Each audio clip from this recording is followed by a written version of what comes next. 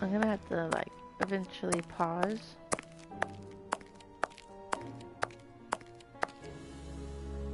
Those footsteps are so loud. I'm gonna have to pause for the meeting because they're taking too long. I'm done waiting. What's that? Sherlock Holmes, the Forger. Following the results of our investigation into Sherlock Holmes, it would appear that this sinister character once double-crossed the police in the engineer's thumb case. Indeed, it would seem that several of the criminals who took part in this story of forged money have reappeared and have been in contact with the famous detective. At the present time, our sources are attempting to uncover more details, but it is clear, if Sherlock Holmes has found these criminals, why has he not informed the police? Holmes' complicity in this case leaves no shadow of a doubt, but as a measure of fairness and the lack of tangible evidence, we prefer to continue our investigations. Oh, Farley. Nothing interesting. Oh, Mr. Farley. What should we do next, Holmes? We must explore all our leads. Let us take a look at the map of London. Let us take a look at the map of London. I can go to the jail. I could go to Kensington Gardens. I could go to Whitechapel Street.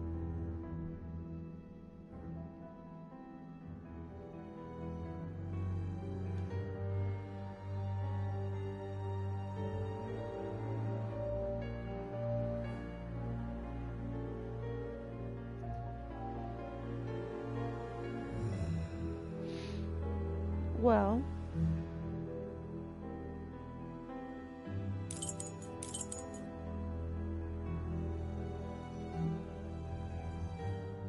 let us go to the bishop's nephew's house.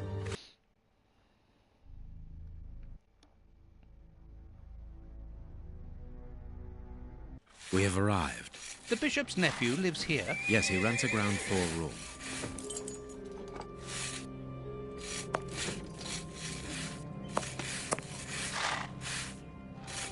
Can I help you, gentlemen? How do you do, madam? We should like to see one of your lodgers, Henry Hampford. Well, he's away. And you must understand, I don't open my door to strangers, especially with all these prowlers about. That is the reason for our visit. You're the police? No, Henry is a friend of ours. He expressed his concern to us about these intruders. We're here at his request. I'm not surprised. Mr. Henry, while he might seem strange at first, is a thoughtful and kind man. You must have noticed how worried I've been. Why, just this morning some of my washing was stolen, and I'm sure it was those ones who took it.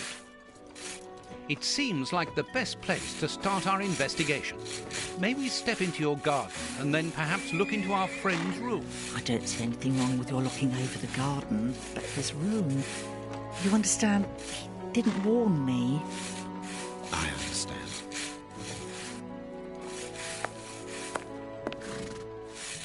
What should we do next, Holmes? Let's have a look in the garden.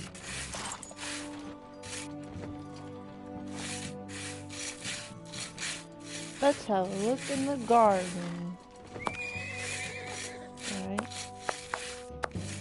Why is that man scraping so hard? Like, what's the house there? Nothing of interest here. There is an interest here. Someone stop scraping that shit.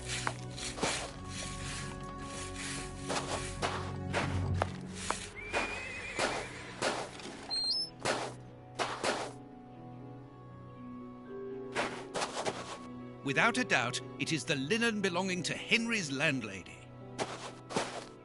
Indeed, there appears to be some linen missing. This window overlooks the room belonging to the nephew of the Bishop of Knightsbridge.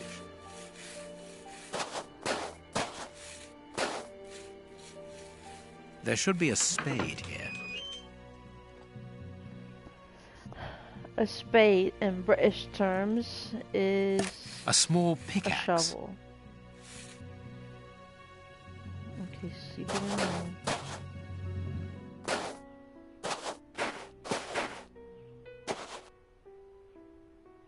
A rake? Why take it, Holmes? I don't know. Because I could.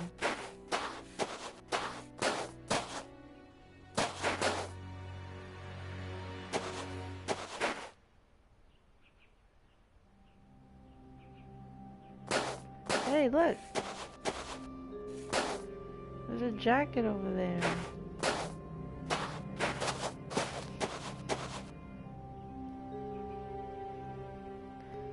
I have here. Tins of food tied to one another. The wire seems long enough. They look to me as though they're rudimentary traps used to indicate the presence of intruders. Oh, what a jumble. What a jumble jumble.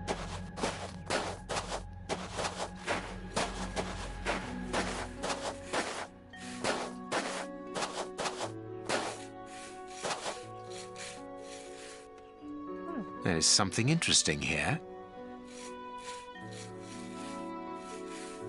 I need something. Oh.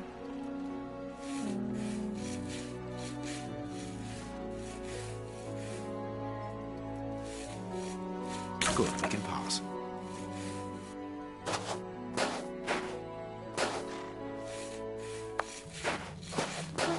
The remains of a small meal. Someone has stayed here rather a long time. This newspaper is 4 days old. The bishop's nephew was being watched long before his uncle's murder. We estimate that nearly half the population of London is threatened by a serious food crisis. At present, the most derived areas are in critical situation. The shortage that rages throughout these areas of the capital risk turning into famine if the public authorities do not react. It is just as I thought. Here's an ideal view of Henry's room. He's definitely being spied Nothing of on. interest here.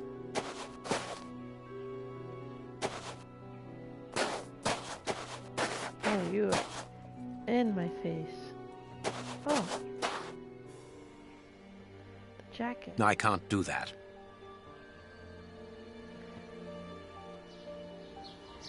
This clothing is torn. The man who stole it must have caught it on a tree when he stood upon the fence. And at the moment when he jumped, he left this jacket in the tree. Move, Watson.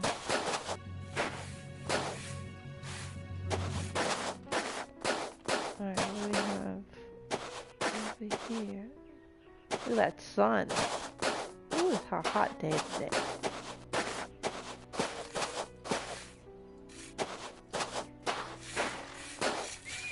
Toilet. To let. No, toilet. To let. No. It's toilet. It's missing the I.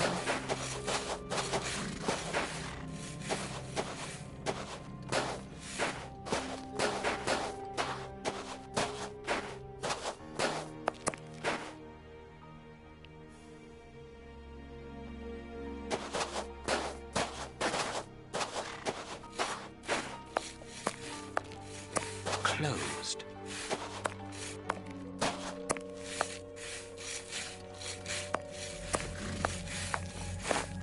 Is this the washing you were looking for? Oh, yes, that's it. Where did you find it? On the ground, doubtless blown there by the wind. They didn't steal it, then. I'd have felt better knowing that those lurkers were nothing more than clothes thieves. That is not the case, madam. This affair seems to be rather more serious than that. It appears that these intruders were spying on Henry. Now, please, let us see his room. Gracious me, whatever next? Come in. Take the first door on the left. It's open. He never locks it. Never? No, never. Well, you know him. He doesn't do things like everyone else. He lives in a world of his own. When did you see him last? Did he say anything to you? Yesterday morning, he just muttered a few words. Can't always understand what he's saying. When he does talk, that is. I can ask him a question, but he just stares off somewhere. The floor, the ceiling, as if I wasn't there. At first I found it strange, but I've gotten used to it. Yes, I know exactly what you mean. He's sometimes nervous too, isn't he? Oh, yes, as soon as anything upsets him. Even when he's alone in his room, he gets cross. And then the next second he is standing stock still. He stares off into space and calms down again as fast as he became angry. You sound he got some type of behavioral or personality problem. He got a personality problem. Person on the left, yeah? Yeah. He got his scarf out, but he forgot to take it.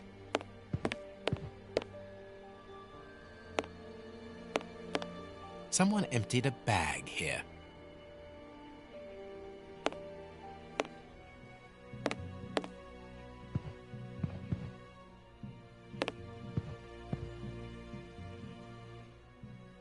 There is something interesting here. Oh yeah, that board. There is something interesting here. Box. Let's see. How do I do this?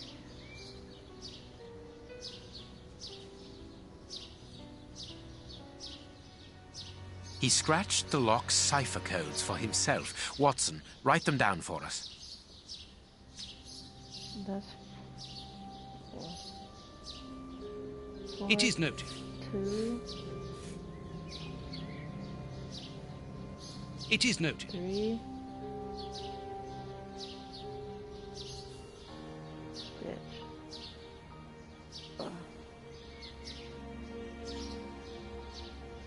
I have noted down everything. This lock is very complex. The young Henry is remarkably intelligent. I hope they do not expect me to solve this. I don't know what the fuck I'm looking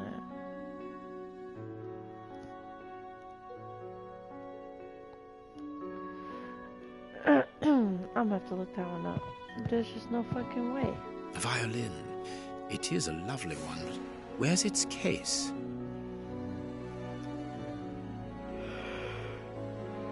It is an impressive library for someone living alone. And he's read all that. Impressive. What is this strange installation?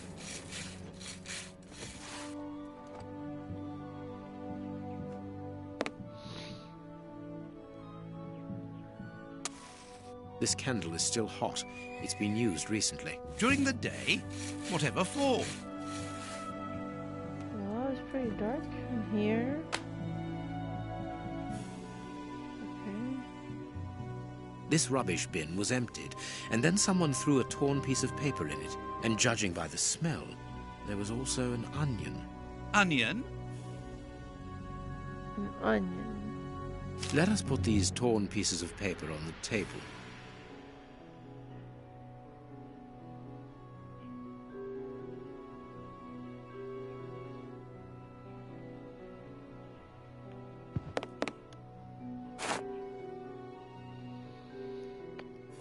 Okay.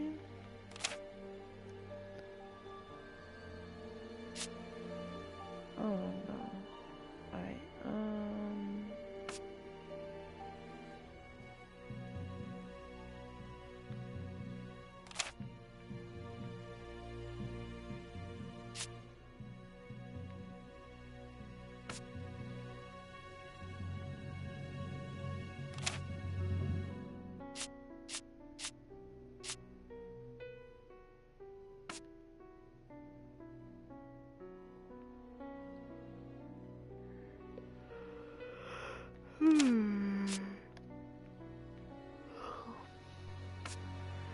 those two go together.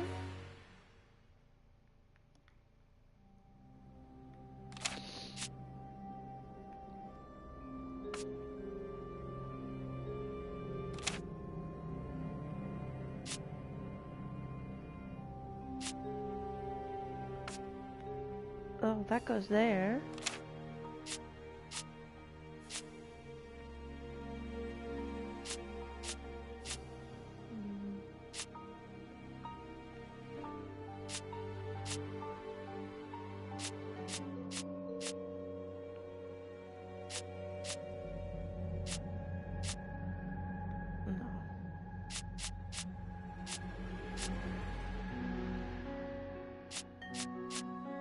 Oh, these two go together. I don't know if they go here, but they go together.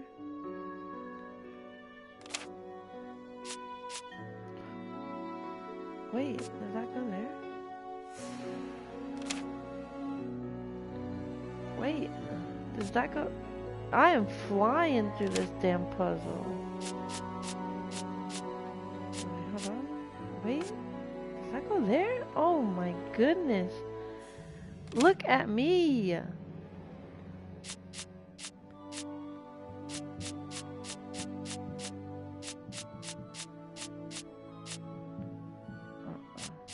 Oh.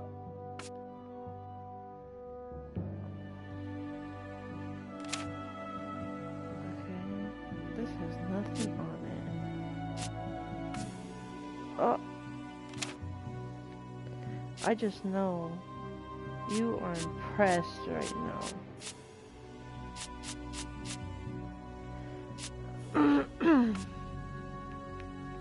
You are impressed right now.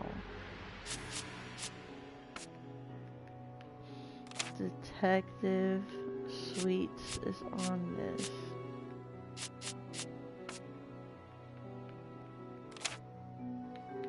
Piece of cake. Piece of cake. Both sides of the paper are blank. All this for nothing, Holmes.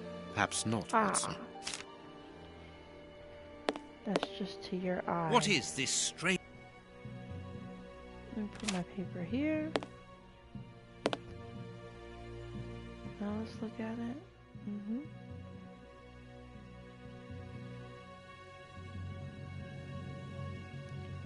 Oh. Stinging Street. Wharf. 3, 2, 1. South Gang. Oh, bank. The address of a dock on the Thames.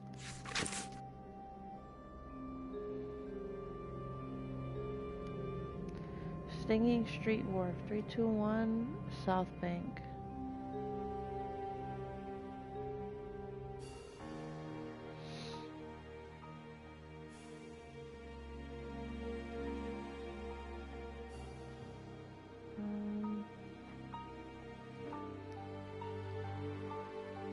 One second.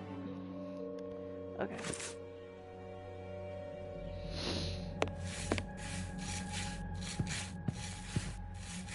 Watson, you solve that box right there. I'm gonna go to Dank Street. Oh, wait. No hat, no coat.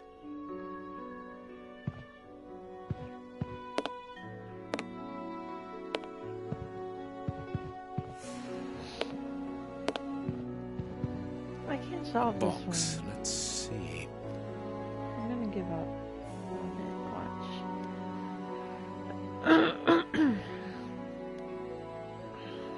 1, 2, 3, 5. I can't tell. It looks like it's supposed to be Sudoku. In which case... But it doesn't make sense to be the Sudoku either.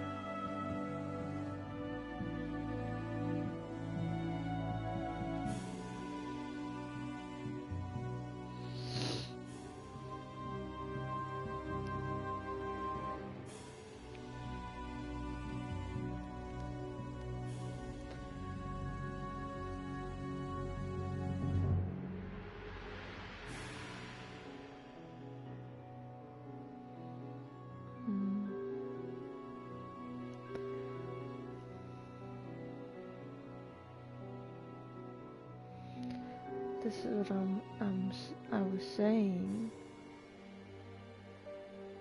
Like, they need to give instruction of like what I'm supposed to be doing, cause then they can solve it.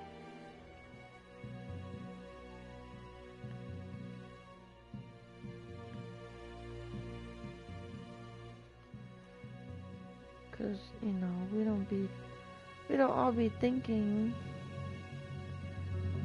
like how Sherlock Holmes would think.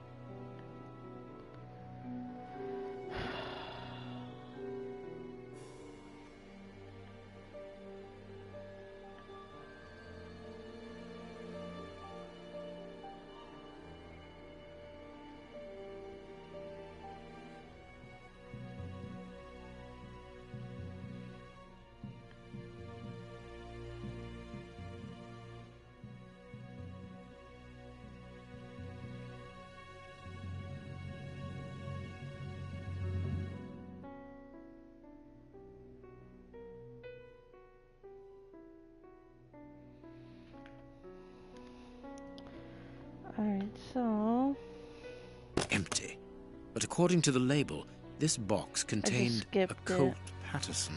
It is a powerful weapon, Holmes. And judging by the receipt, it was new. My dear Watson, in the garden and in this room, pieces are missing that should never have left their places. What do you think? Well, this is missing. This is missing. The violin case. That's not is right. missing. Start again. What? The gun is missing. This is missing. This is missing. Quick, Watson, there's not a moment to lose. Go and thank that charming lady while I try to recapture our new friend. Recapture? What makes you think that he has run away? I believe that our man suffers from behavioral problems. You must have seen or heard about those poor fellows who spend their time counting the gravel stones in the garden or moving objects from one place to another hundreds of times in one day. Well, the bishop's nephew suffers from a moderate form of this condition. Nothing would be more disturbing to him than to leave a personal space in such chaos, and yet this is what he has done with this room. For it to reach such a state of neglect can only indicate that he was in a most desperate situation. And do you think that you can catch him? Yes, the candle here is still warm, so he left only a few minutes before our arrival. But it is the missing violin case and the large pistol which concern me. We know that he is quick-tempered and volatile. It is never wise to leave a gun quite capable of killing a bull in the hands of someone like that. Did he leave to go to the address which was written in the invisible ink, do you think? Undoubtedly, Watson. And as for the missing spade, I can tell you that it will be used for digging. Are you ever going to stop delaying me with endless questions? So, gentlemen, have you found anything? We have learned enough to promise you that they will not return. That makes me feel better. Thank you, gentlemen. We are going to pay a visit to that mysterious address, Watson. But first, we must detour to Lambeth. Lambeth? What are we going to do there? Pick up an old friend. He will be a precious help in our locating Mr. Hamford. Good. And who is this friend? A friend who helped us in the case you so romantically titled The Sign of the Four.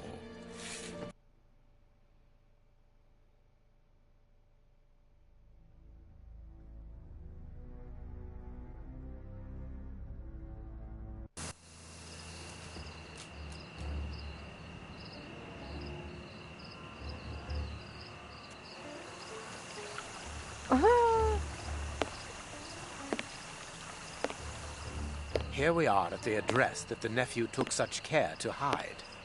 I wonder what it is that links this place with the bishop's murder. The reason for the quarrel between the young man and his uncle is somewhere here in this industrial area.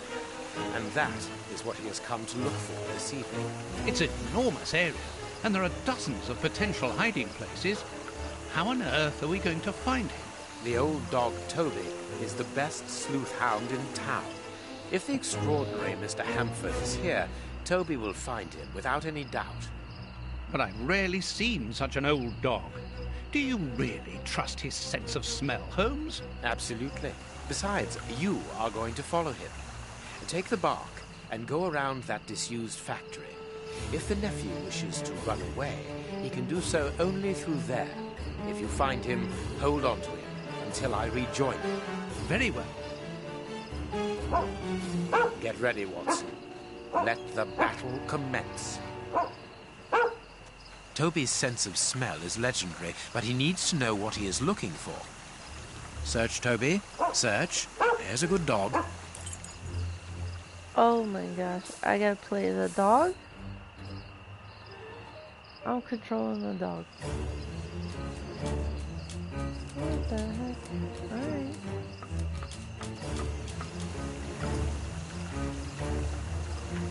I can't say I've ever played as a dog. And anything.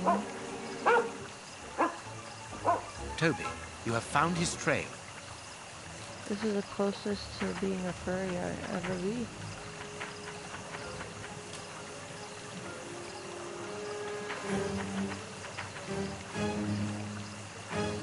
Nothing of interest here.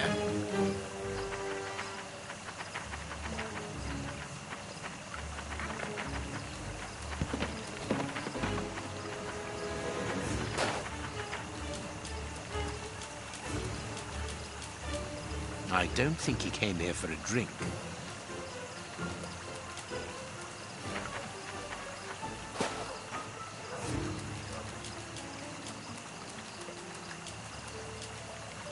Nothing of interest here. He wasn't able to get past here. He was wounded.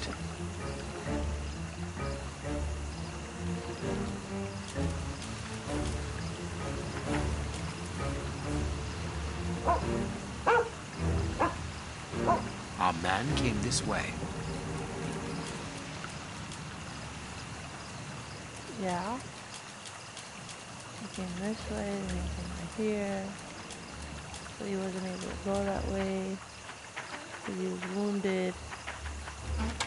There we go. And here he is. I'm back on his trail. Oh.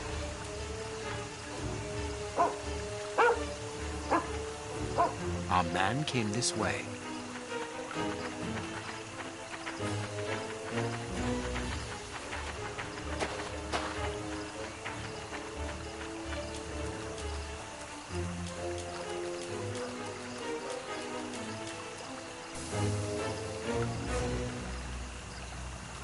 Closed.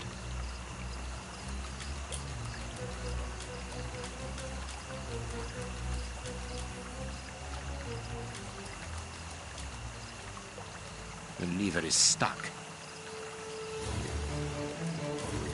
Why is the lever stuck?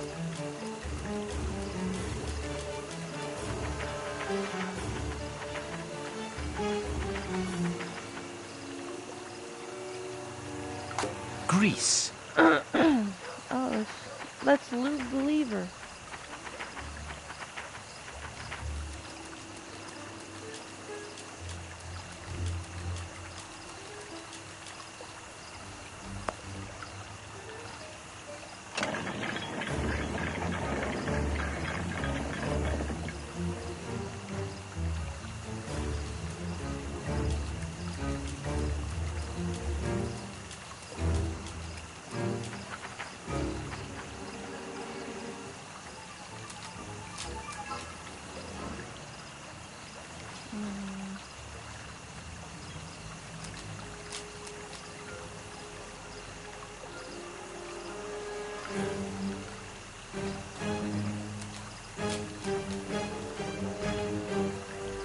This one.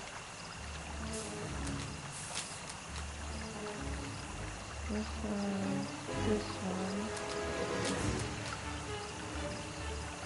This one. This one. This one. This one.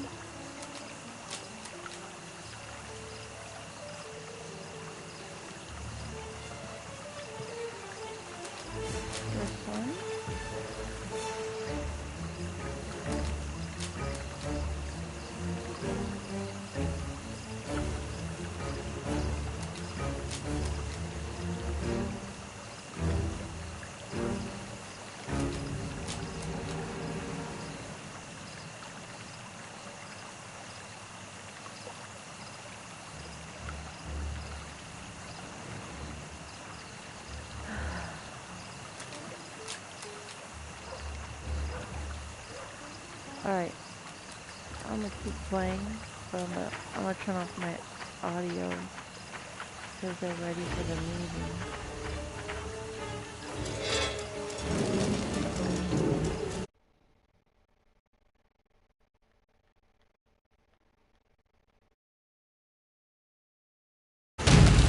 Good dog, Toby.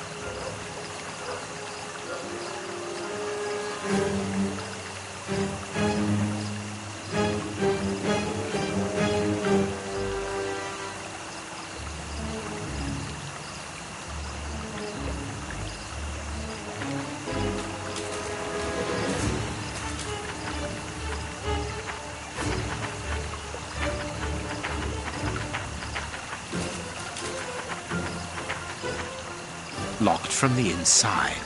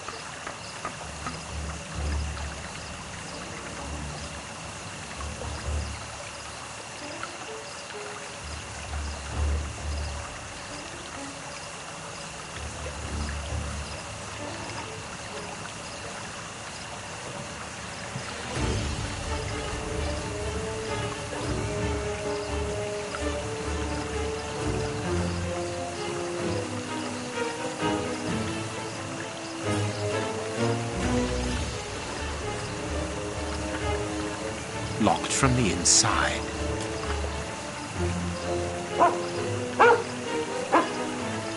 He left by this door.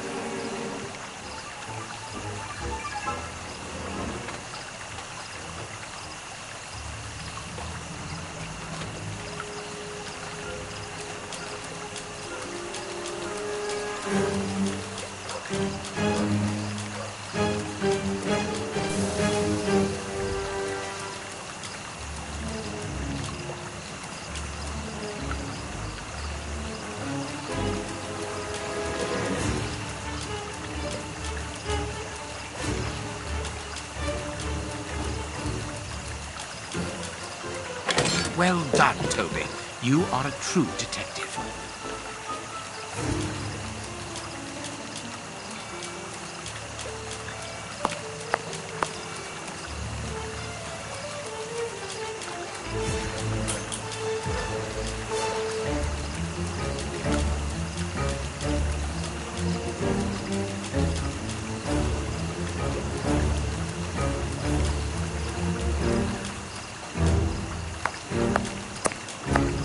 The door is locked, but we can force it.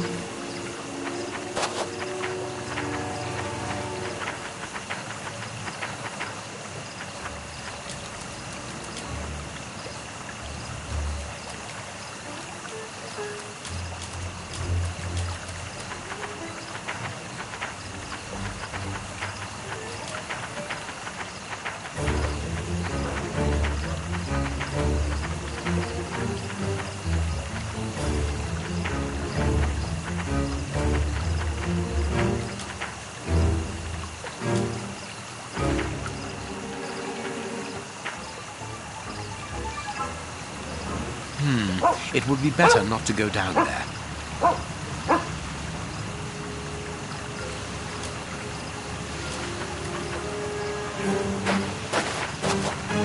Our man must be on the other side of the gate.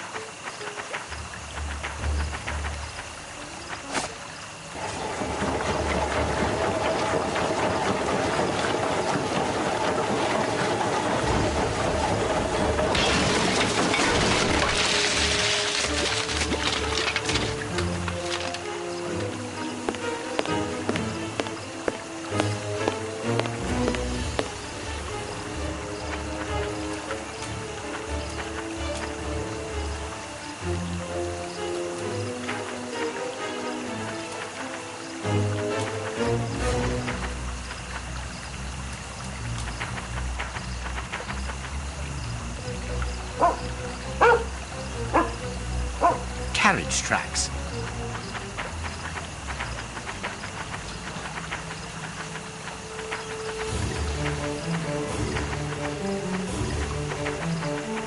Locked from the inside.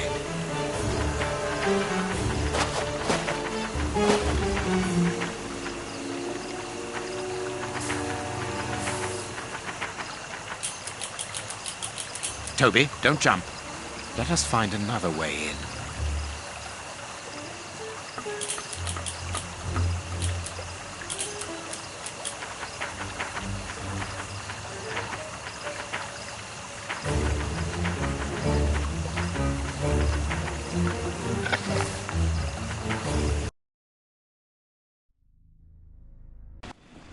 Search, Toby. Search. There's a good dog.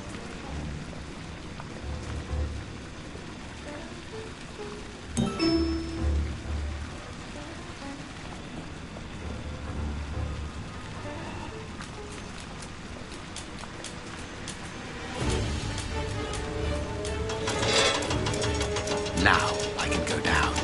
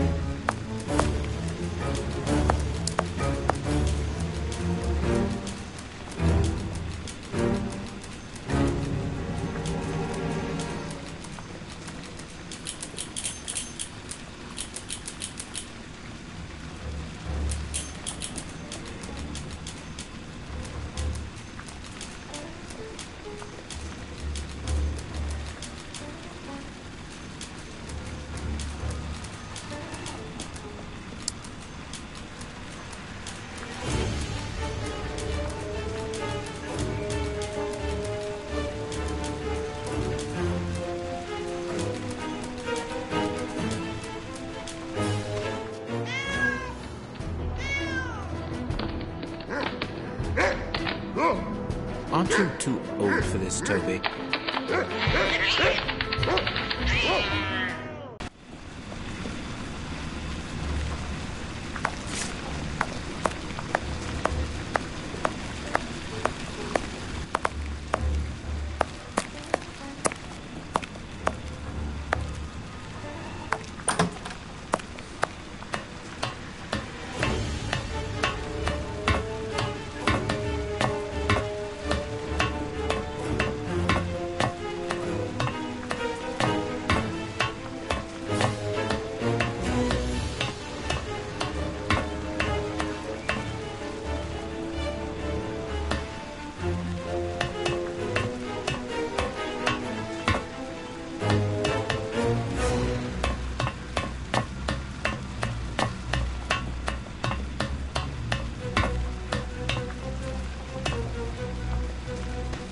Safe here. Safe. Whew. Ah! Don't be afraid. But keep calm. it's you. Stay away. I want to talk to you. Don't be hysterical. Drop your gun. I don't trust you. You're out to get me. Don't come any closer.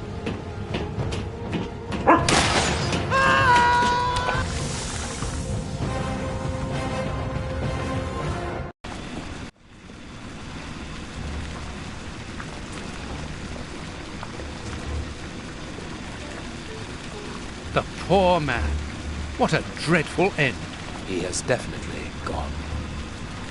But why was he afraid of you? He was terrified when he saw you.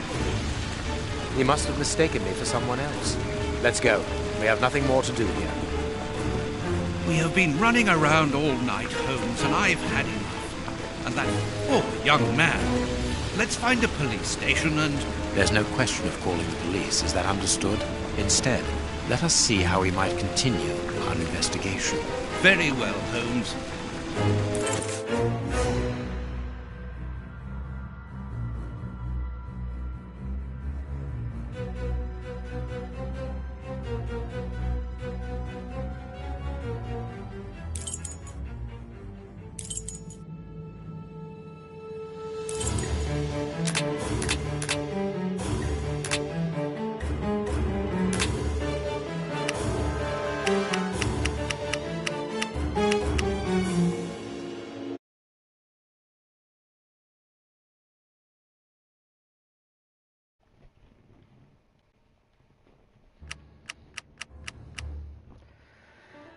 Why was he afraid? He must have mistaken me for someone else. Let's go. We have nothing more to do here. That meeting was annoying as fuck. I'm annoyed now.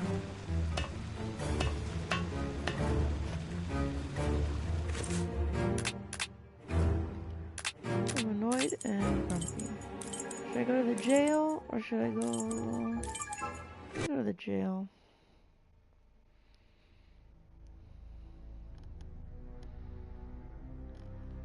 Luna, pass me that water over there. Here we are at the famous Westgate Prison, one of the oldest and surest in the Pass me that kingdom. water right there. I've heard that it is soon going to be demolished. The water.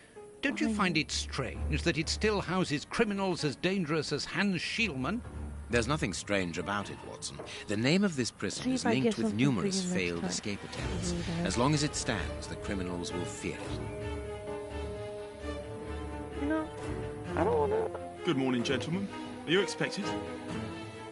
No, but we wish to meet with one of your prisoners, Hans Schielmann. I'm afraid that at the moment that is impossible. Access to the cells is controlled strictly. You can't go there without permission from the director. Then would you be so good as to announce us? I am Sherlock Holmes, and this is Dr. Watson. The famous Holmes and Watson. What an honour. My name is Brighton. Frank Brighton. I'm afraid I can't announce you. I'm not allowed to leave my post, under any circumstances. But I'm sure that the director won't refuse to see you, even without an appointment. Do you see the corridor behind the reception? Follow it to the secretary's office. You'll find him there. Thank you, Warden Brighton. One last thing. Hans Schielmann received any visits lately? None. And I'm sure because I've dealt with receiving visitors for several weeks now. I volunteered because it's a calm post to be in. We don't get many visitors, and it gives me time to write. Just like you, Dr. Watson. I enjoy literature and the... Very good. Thank you. That was very impolite, Holmes. That man admires our work. You could have given him... Another time. Let's go and meet the director of the prison.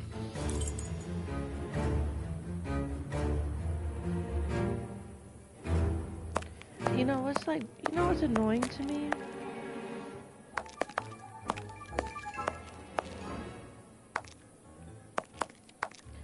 What's annoying to me is when our FA is like trying to make herself look good to people, even though she's literally not doing anything but bombing off of other people's work. You know, so now it's like I saw an email where she's trying to include the anemia manager into the core team. That's not part of the core team. Like, the core team is defined as... What the hell? Sorry, but this area is prohibited without a pass. Please leave. Okay. We must see the prison director quickly. The core team is clearly fucking defined, you know? So, then my next train of thought is like, what is the point behind bringing the anemia manager? Like, I'm literally reporting anemia and what I bring. So, what is the purpose of her being there? We're gonna sit there and have another person listen in to how dysfunctional our IDT meetings are and give no feedback other than what I'm already giving. Miss. Oh, excuse me, I dropped off. Good morning, gentlemen. What can I do for you? I am Sherlock Holmes, and this is Dr. Watson. We would like to talk to the director. I'll just go and see if he can receive you.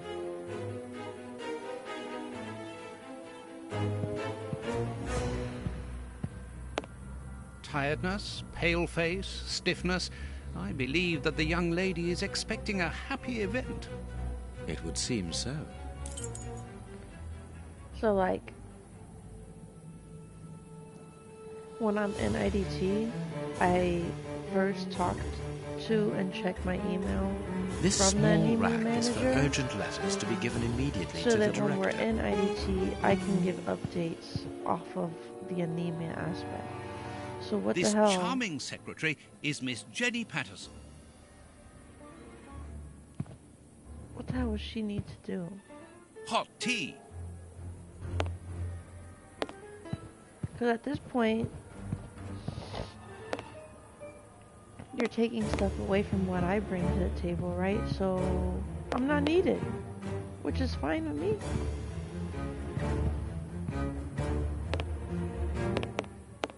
Writing about fine with me. Pull in the anemia manager and then leave me out of it. The director's office, Mr. P. Patterson. No need to go in there. Strange. The director and the secretary have the same name. I'm delighted to meet you, Mr. Holmes. I am Paul Patterson, director of this establishment. You wish to talk to me? I hope this unexpected visit isn't to announce bad news.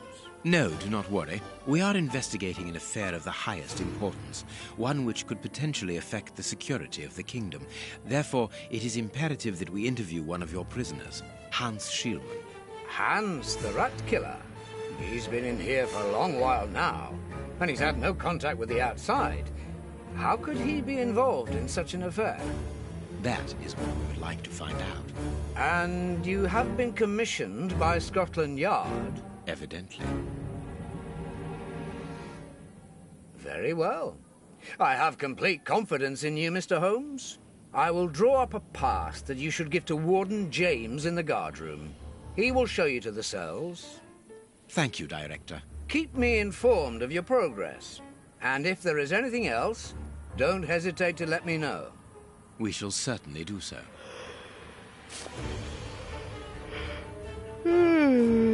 Miss Patterson, you have the same name as the director.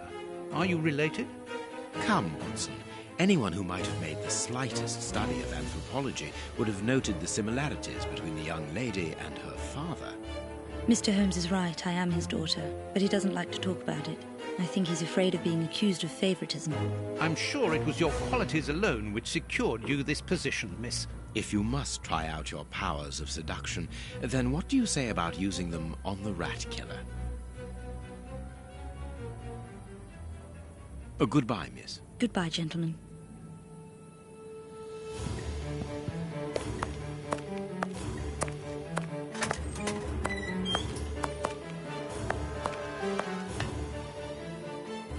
Check room. Cloakroom. Closed. Entryway.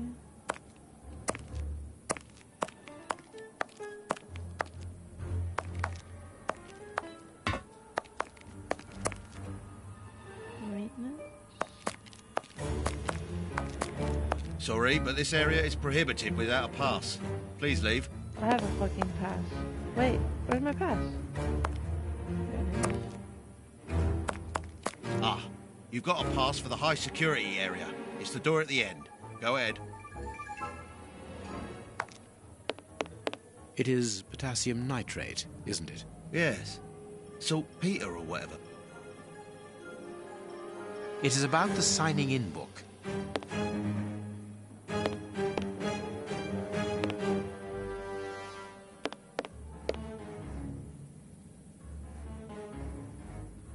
My name is Peter James, Chief Warden, and this is Deputy Warden O'Sullivan.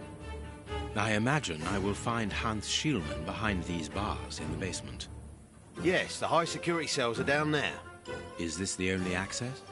Yes, there was a second door at the end of the main hall, but it's been blocked up as a security measure. Thank you, Chief Warden. At your service. If you require further information, Warden Mackenzie will help you. He's at his post in the basement.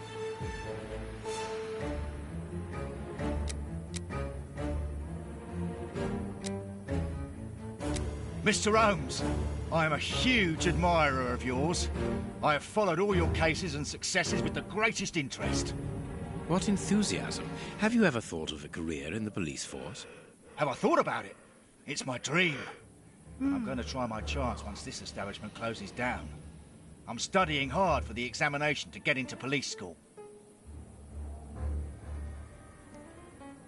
Tell me about the prisoners, Warden James. We only have a few. As you might be aware, the days of this place are numbered. Therefore, we no longer receive new prisoners. Those who are already here are among the most dangerous in London. We have 3 at the moment. Hans the Rat Killer and the Flint Brothers. The Flint Brothers? Yes, 2 rather simple-minded maniacs who detest one another despite their relation. They massacred their parents and decapitated their neighbours. It took more than 9 policemen to overpower them. See you later, Mr. Holmes.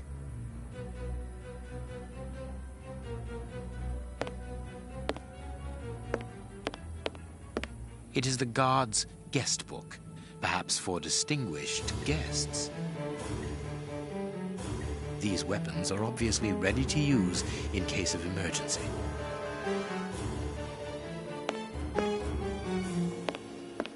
The guards must spend long hours here.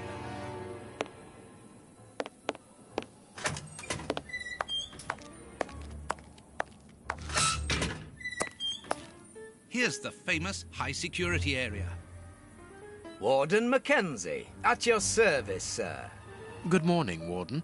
I have a pass which allows me to speak with prisoner Hans. Very well. It is the cell at the end to your left. I'd advise you to walk in the middle of the corridor.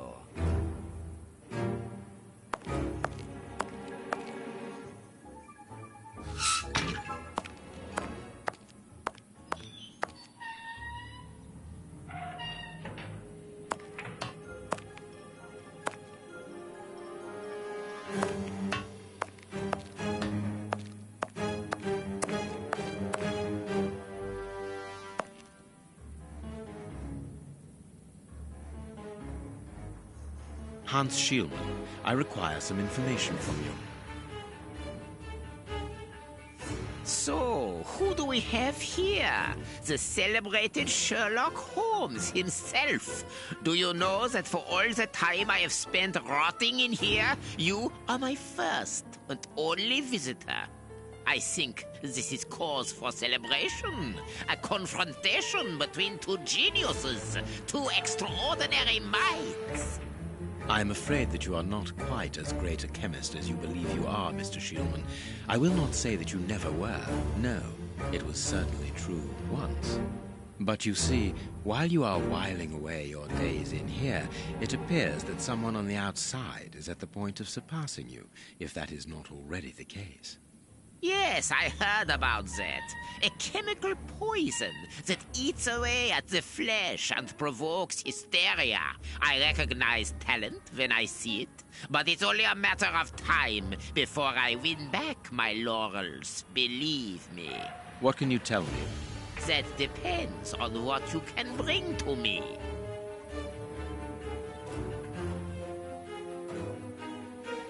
What do you want? Do you know why I am treated so harshly? For my meals, I am given nothing but a hunk of bread. And even then, not just any sort. Get to the point. Never interrupt me! Where was I? Oh yes, the bread. Did you know that with a little rye yeast, a pinch of moss, certain cockroach secretions, just enough light and damp, with a few other ingredients that I will keep quiet about, I succeeded in poisoning half the staff here. Unfortunately, a little something was omitted, which would have made the results fatal. Instead, it merely caused acute attacks of stress and powerful hallucinations. Even so, I got a great laugh out of watching them cry like babies when they saw their most primitive fears materializing before them. You are a monster, Mr. Schielman. Thank you. It wasn't a compliment. But of course it was! You others, you ordinary, narrow-minded people, you are afraid of anything that you cannot comprehend. You call me a monster because what you find impossible to face is just the slightest fraction of my genius. If by monster you mean someone who is nothing like you, then it is a compliment. What do you need? Very little. Just something to write with. You see, my brain races like an engine with too many thoughts. I see them crackle and explode into thousands of formulae right in front of me. What a torture not to be able to write them down. What a hell to see them vanish just as quickly as they appear to me. Just bring me something that I can write with. That's all. That seems an easy enough request to fulfill. But listen, I don't want a vulgar inkwell and a pigeon's feather. No, I need material fit for my talent. I want my ink pen. Bring it to me, and I will be happy to pass on to you a little of my knowledge of modern chemistry. Where is it? It was confiscated upon my arrival here. I suppose it might be in my locker, in the locker room. Leave me now, and don't come back without my ink pen. See you soon, Mr. Holmes.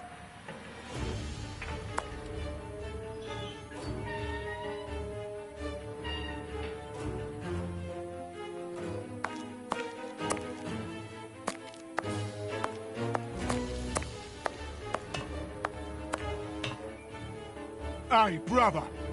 Lucky for you that they caught you before I rearranged your dirty little rat's face. You've been lucky, little brother. Otherwise, your goose would have been cooked.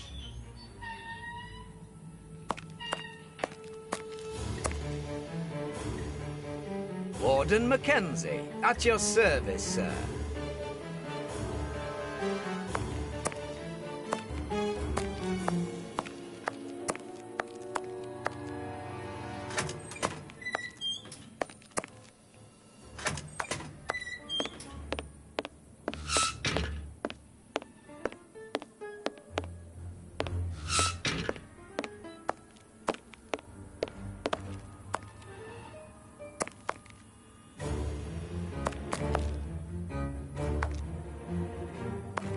Closed.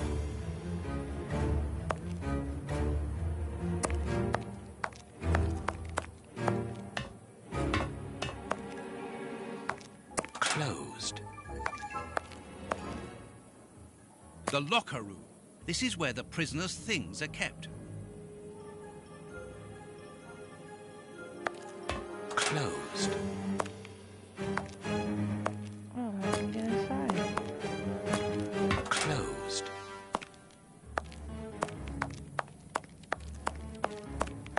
Yeah, it's this guy.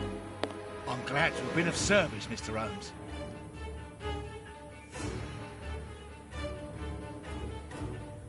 Can you tell me where I might find the locker room? In the corridor that leads to the director's office. That's where the prisoners' civilian stuff is held.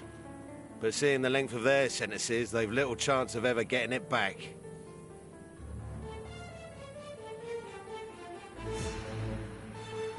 Can you open the locker room for us? We would like to inspect Shieldman's personal items. No, Mr. Holmes. I'm not responsible for that. You will find the keys in the Secretary's office. See you later, Mr. Holmes. Man, it's a freaking runaround.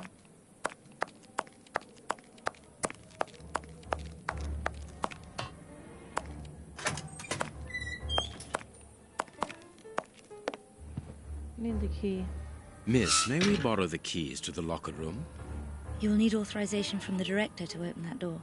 If you wait a moment, then I will inform him. We will wait, thank you.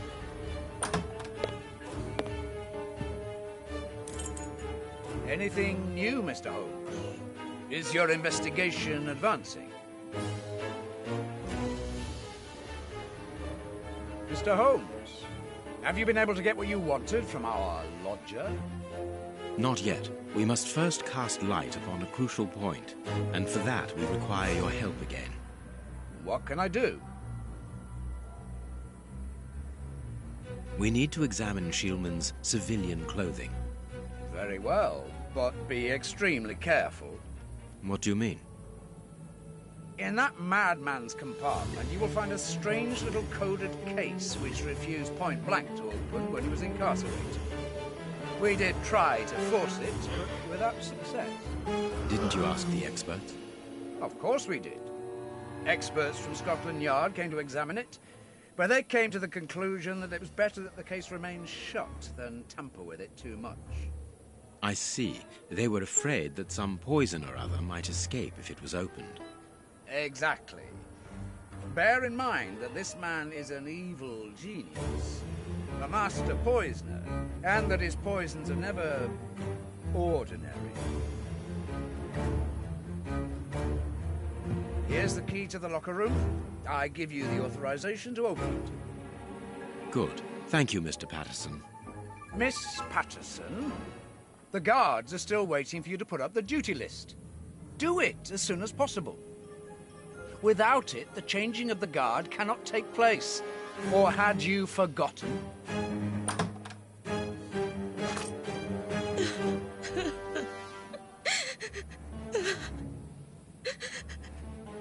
Dry your tears, miss. I'm certain that your father didn't mean to hurt you.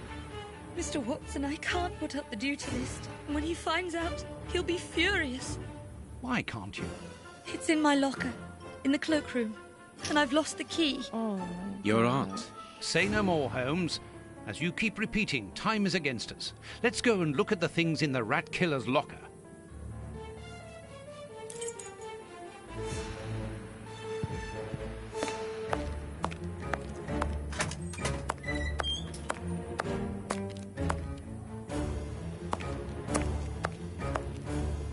Closed. Closed. the key.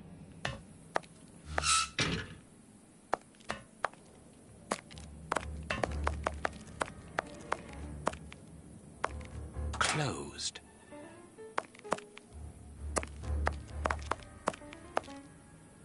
The locker room. This is where the prisoners' things are kept. Closed.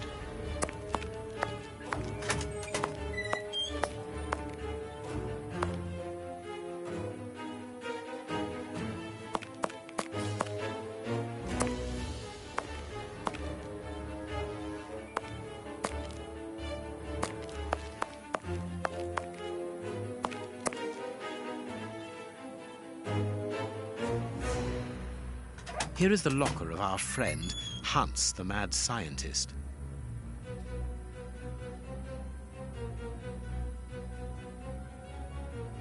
Oh, what a jumble. Blotting paper. A paper knife. This solid box must hold a precious object. To see.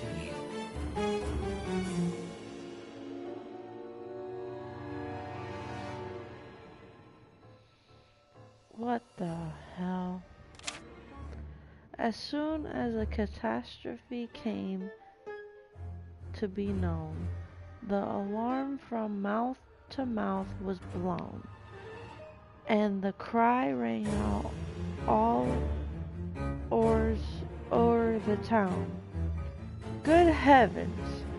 The Tay Bridge is blown down, and a passenger train from Edinburgh, which filled all the people's hearts with sorrow and made them to turn pale, because none of the passengers were saved to tell the tale, how the disasters happened on the last Sabbath day of 1879, which will be remembered for a very long time.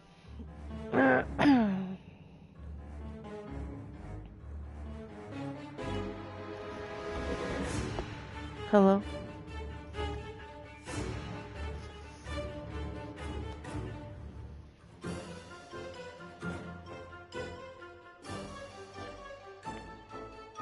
A poem in Hans's handwriting.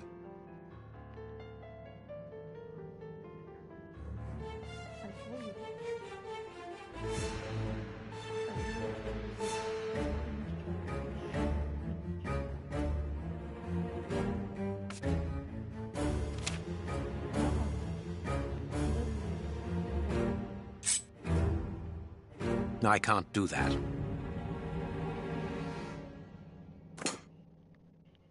Which is not, you're not supposed to use profanity like that. That's not correct charging.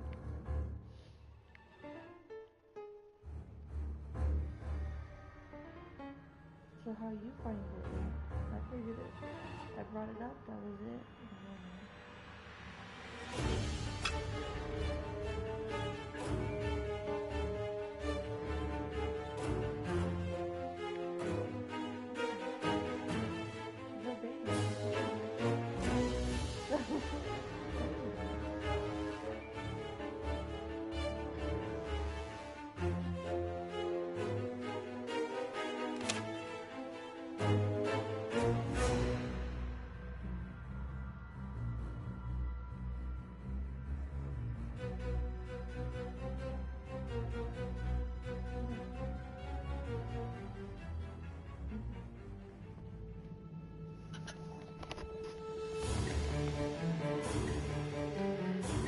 I know this is some kind of fucking riddle. And then, this is the only one I recognize. Topaz.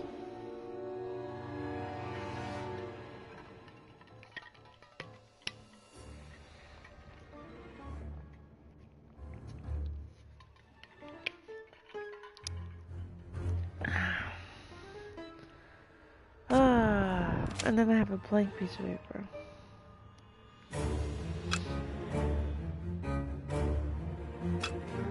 Unless...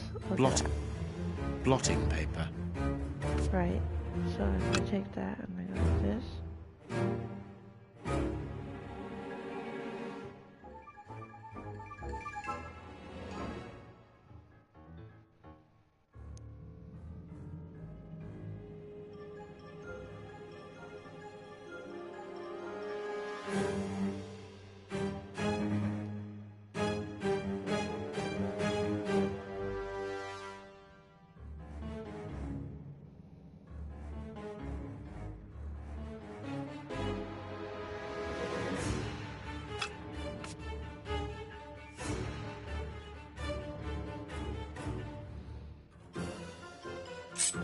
I can't do that. I can't do that. Well, what can you do, man? What can you do? I can't do that. Blotting paper. Blotting yeah? paper. Nothing of interest here. Nothing of interest here. Oh, okay, so maybe if I do like this. Nothing of interest here. There is something interesting here. Yeah. What's interesting? There is something interesting here. Nothing of interest here.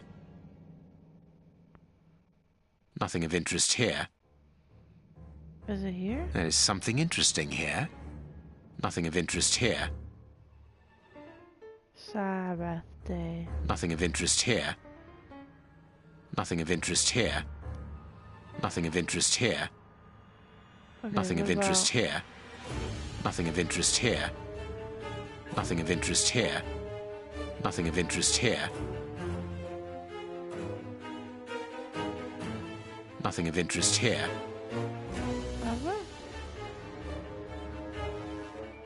There is something interesting here.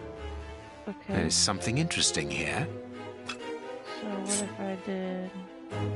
No, it is unnecessary. Okay, then fine, whatever. Blotting paper. Nothing of interest here.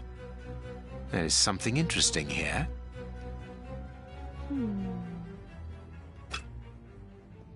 So This cannot be a simple coincidence.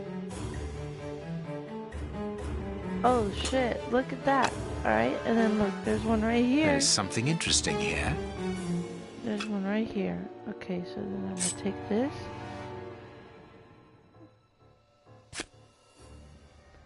Okay, BRS. Oh, there's one right here. Hydrogen. Bromine. Nothing of interest here. Bitch, there's one right there, look. Detective Sweets is on it. Alright, hold on, let me get this again.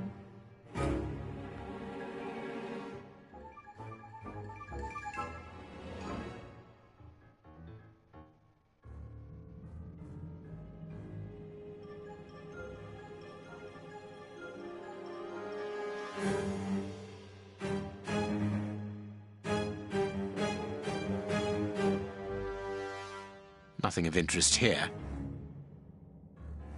Nothing of interest here.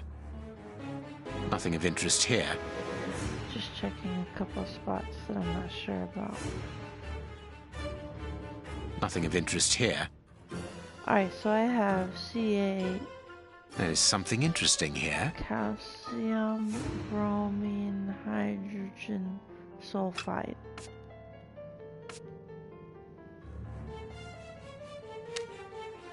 Calcium, bromine,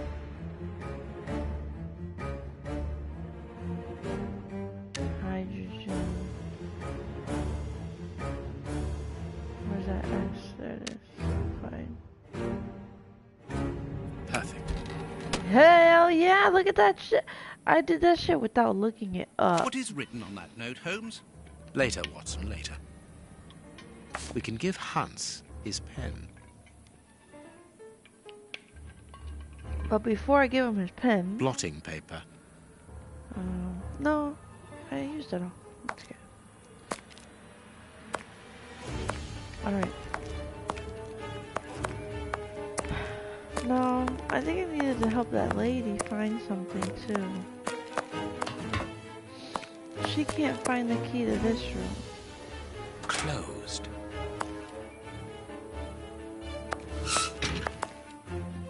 Oh, I don't have the key anymore.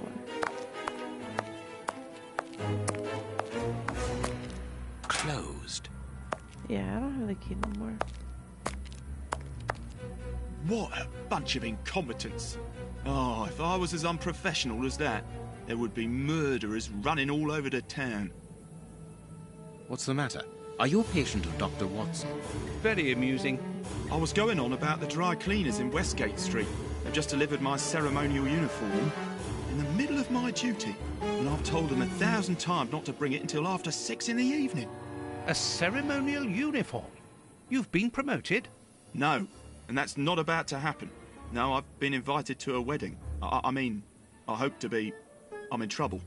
If the director sees that I've left my post, I'll be sacked without pay. Give it to me, Warden Brighton. I'll take care of it for you. Really? Thanks a lot. Here's the key to the cloakroom and that of my locker. I'm really grateful, Mr. Holmes.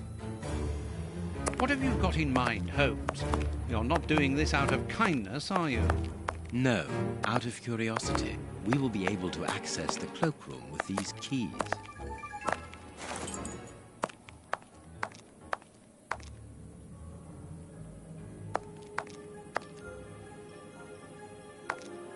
Closed.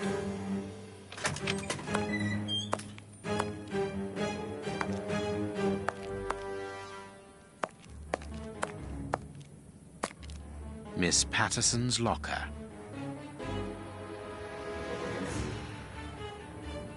Miss Patterson's locker.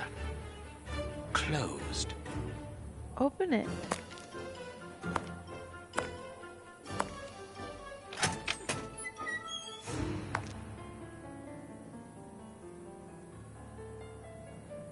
Bicarbonate of soda. Brighton must have an upset stomach, caused by stress without a doubt. The name on the key is Jenny Patterson. He stole it. That is interesting. He stole her fucking key. I need something. Yeah. Hold on. Where is it? There it is.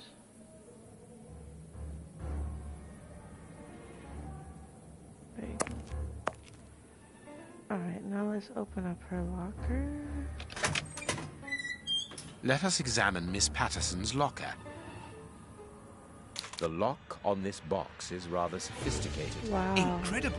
Is Jenny hiding something? Okay, I can take pieces. What the hell? This looks... Can I rotate pieces? No. Alright, hold on. I have 3, 4,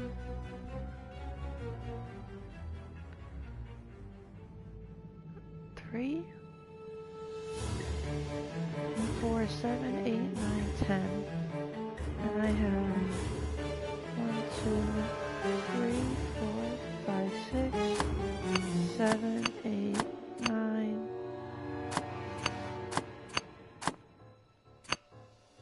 I guess that has nothing to do with anything.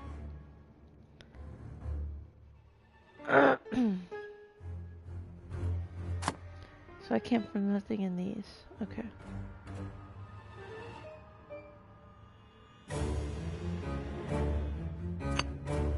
I'll put that there.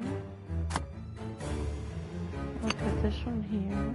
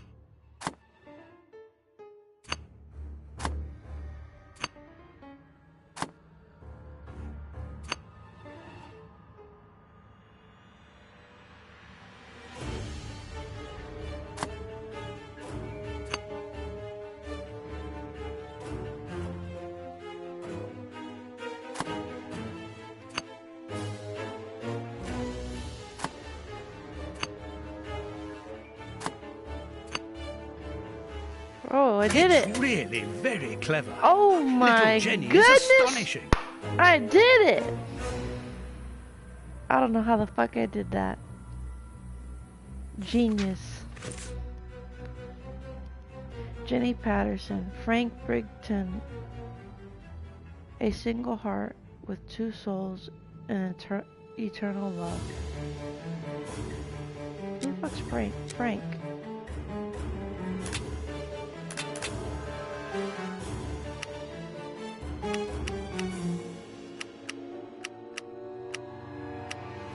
Oh, Frank's the guy in the front. They're dating.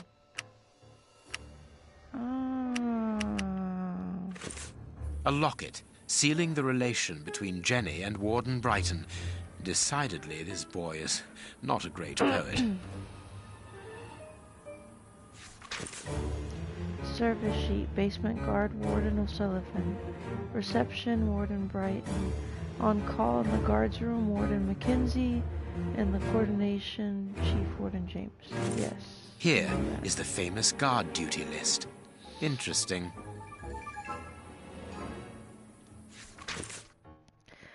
My Jenny, let's get married. Never mind the consequences.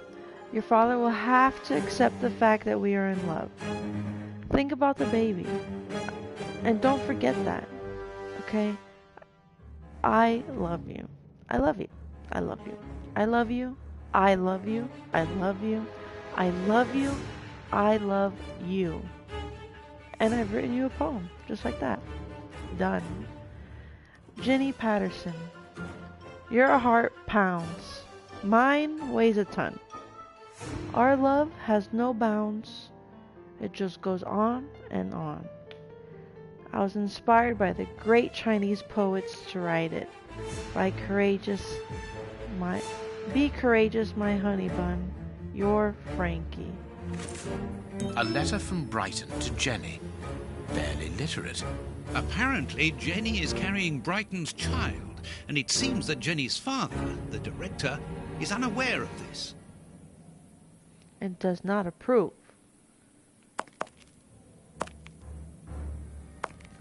Which is why she was scared about not having the key.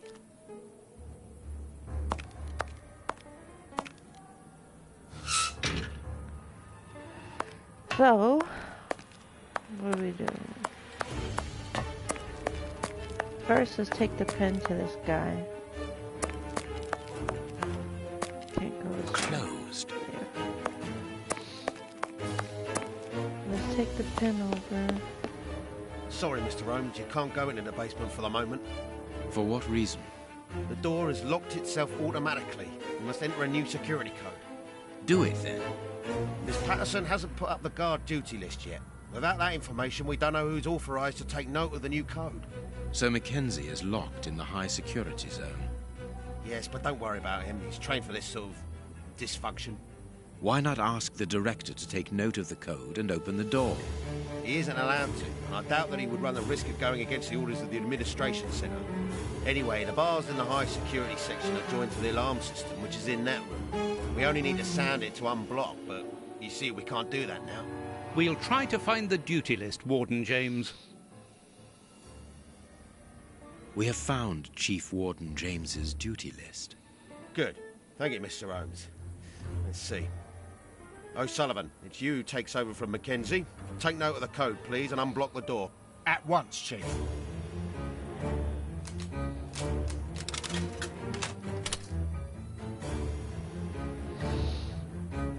Ah, Mr. Holmes, could I ask you for a favour?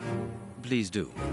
I think I can say on behalf of all the staff that we would be honoured if you would care to write something in our guest book. With pleasure, O'Sullivan.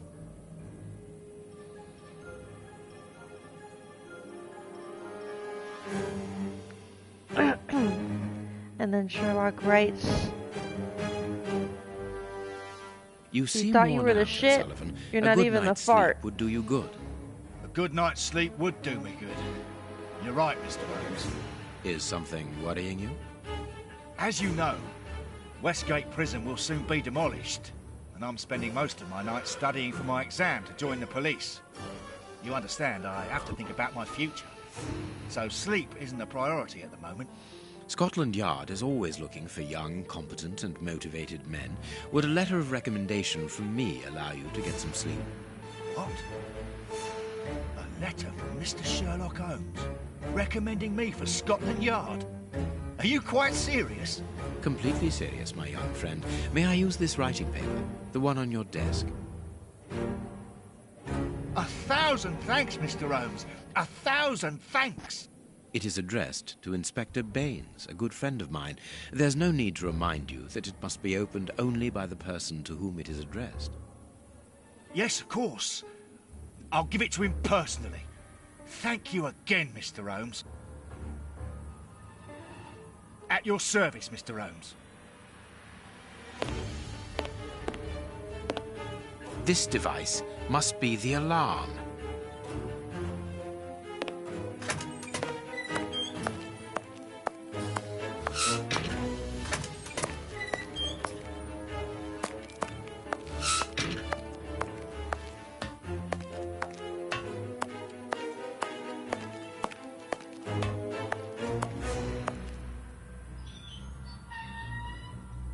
Well,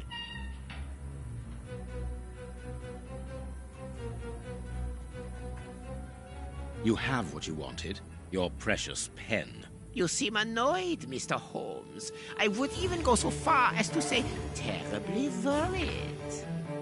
Why should you care, Mr. Shielman? Let's talk about that poison. I am not talking about you in the grip of natural emotions found in ordinary people who are confronted by the inexplicable. But as for Mr. Holmes, you are embarrassed, aren't you? Are you hiding something?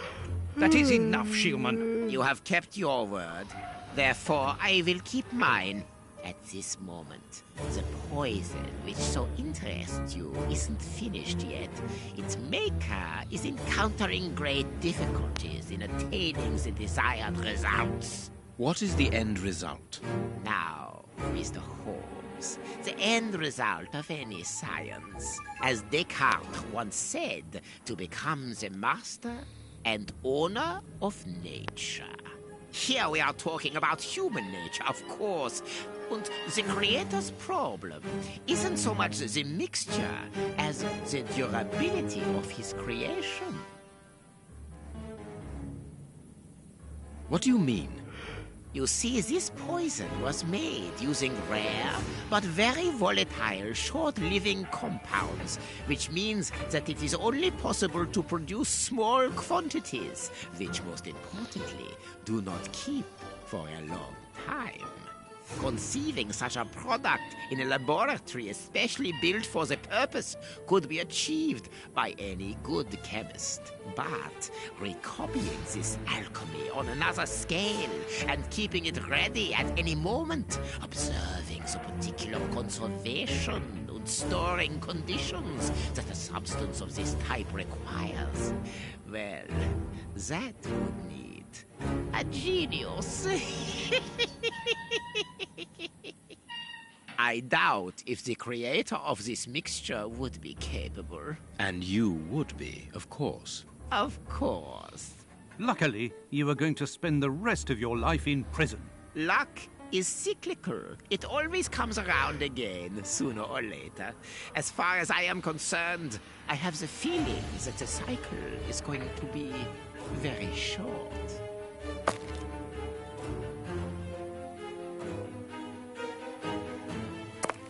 Holmes, it sounds to me as though this Shielman is implying that an escape attempt will be made. Yes, we must go and warn the director.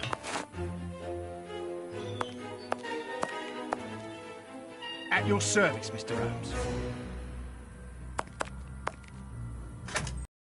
You watch them, boy.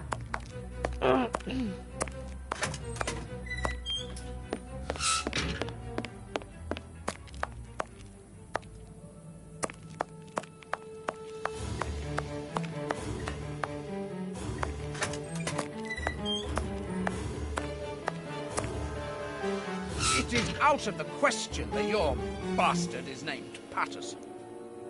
Very well. You refuse to reveal the father to me? Well, then go and join him. I'm not stopping you. I can't. Director, you will have to postpone this small family reunion. We believe that a serious scheme is afoot. We must act without delay.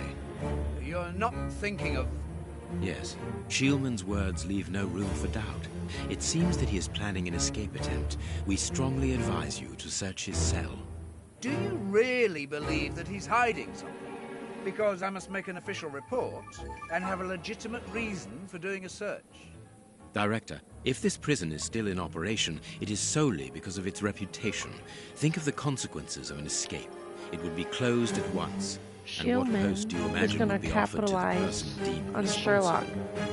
You're right. No one will escape from Westgate under Patterson. There's nothing in his I cell. will order an immediate search of Mr. Shielman's cell. Chief Warden James reporting. The search of prisoner Hans Shielman's cell has been carried out. No suspicious items were found. Yep. Thank you, Chief James. I feel better now. Without wishing to offend you, Mr. Holmes, I am glad that you were mistaken. If I'm not mistaken, we've nothing more to do here. Shall we go, Holmes? There's just one more thing for me to see, Watson. What's that?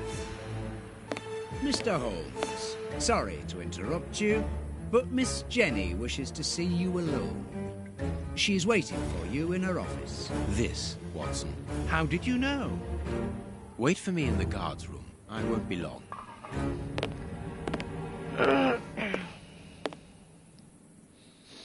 What an extraordinary gentleman that Sherlock Holmes is. You must have had lots of adventures with him. Oh, yes, dozens. Thought he was infallible. But there wasn't anything out of the way in the rat killer's cell. Could he have been mistaken? I must admit... Warden Brighton, in my office immediately. That's an order. The director seems furious. Yes. It must be important for him to order Brighton to leave his post. I wouldn't want to be in his shoes.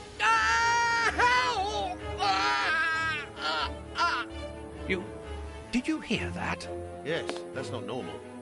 I've never heard Finch shout like that. But why doesn't O'Sullivan sound the alarm? Follow me, Mackenzie. Let's go and have a look. I'll come with you. No, Dr. Watson, you're not allowed in. Wait for me here. Very well. Hey, but... the grill is blocked, Chief. We've been locked in. And that smoke, it's coming from below. O'Sullivan! Can you hear us?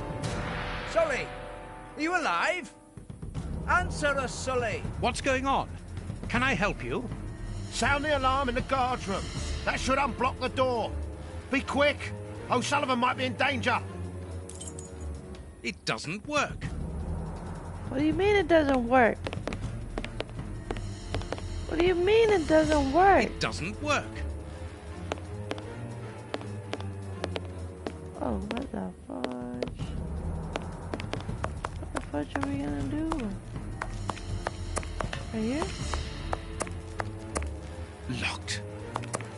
What do I do? Oh, fuck. There is nothing interesting here. Do I run and get Mr. Sherlock? What was that? There is nothing interesting here. Sherlock, help me. The door is locked, and I can hear shouting and crying. We're in the middle of some family drama, so there's no chance of them hearing me. Bro, what are you gonna do? I must sound the alarm. Yeah, where? Oh, fuck.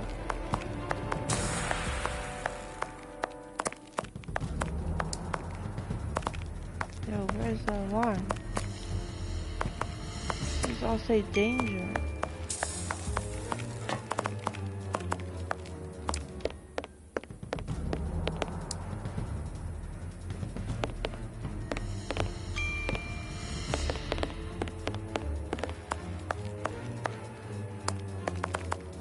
Sound the alarm. There is nothing.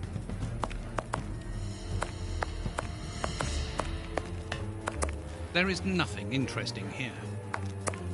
There is nothing interesting here. There is nothing interesting here. There is nothing interesting here. I must sound the alarm.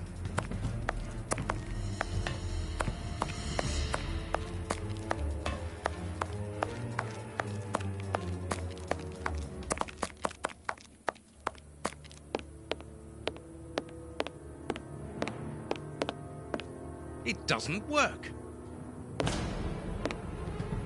It doesn't work.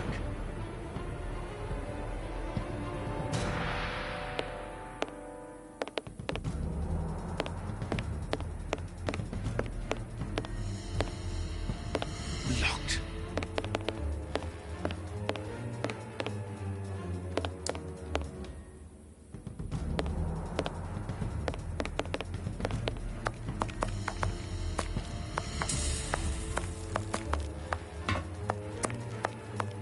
Locked. O'Sullivan, can you hear me? O'Sullivan, answer me. Yes, I'm here. Quick, get me out of here. The Flints have escaped, and they are fighting like dogs. Help! It's a catastrophe.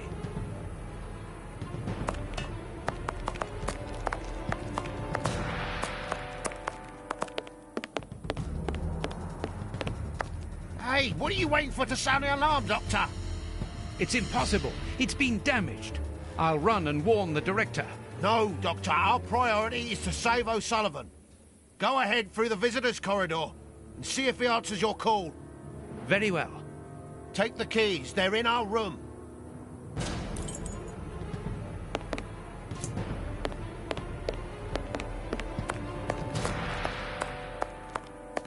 Locked. But use the fucking key that you just Useless. got. This door is blocked by the timer, but not the one below. Give me the keys, quickly! Oh, yeah. I've got the keys, Doctor. Thank you. Follow me, Watson. We must repair the alarm. Finally. There you are, Holmes. Why you act like you couldn't do it without him? I'm going to turn on the system. Watson, you make sure of the contact. I hope that this isn't dangerous. Yo, what am I doing?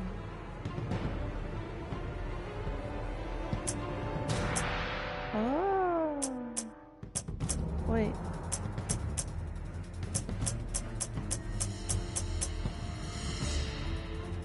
Okay. Then what?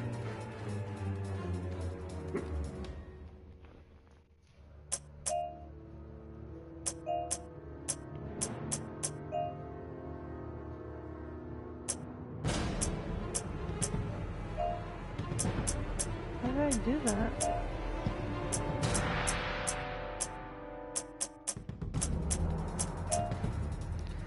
Oh shit, I got, wait.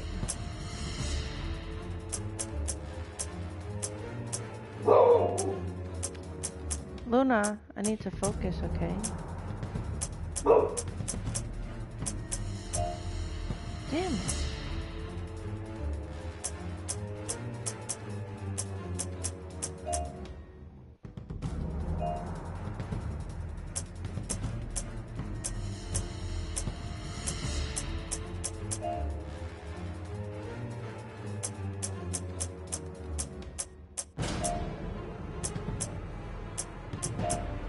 Shit, that one comes fast.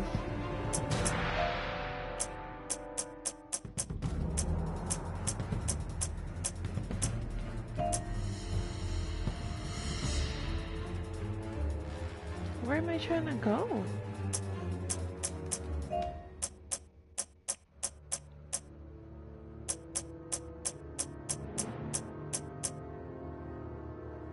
It works. Perfect. It's open. Let's go down. Be careful. From what your colleague said, the Flints are out. We are trained for this sort of situation. And we're armed. Come and help us, Watson.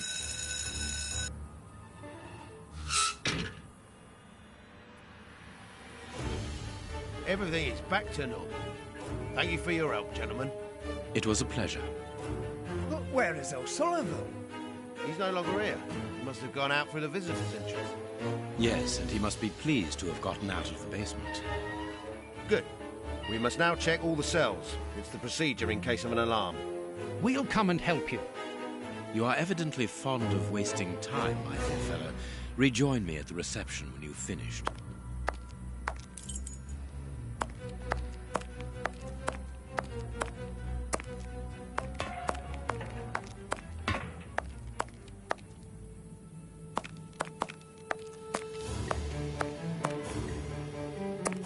He's not there. The grate is open. This is alarming. He's fine where he is, under the cover, still. How can he sleep with all this noise? I'll admit it's not normal. Perhaps the smoke has poisoned him. I had better take a look. Be careful, Doctor. He is dangerous. Oh, he's not in there. O'Sullivan! It's impossible. He was with us only a few moments ago. Or else... Or else it wasn't O'Sullivan. My God, he's escaped. The rat killer has escaped.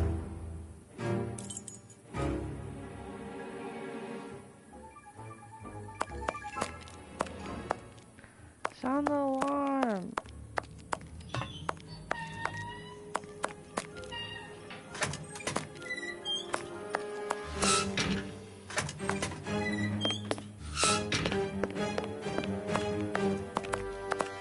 He got out. I must warn Holmes. Ah, Holmes, there you are. Hans has escaped. I fear that this inquiry is a bitter defeat for us. Not at all, my dear fellow. Quite the contrary. Follow me. Why the devil have you brought me behind the prison? We have an appointment, Watson.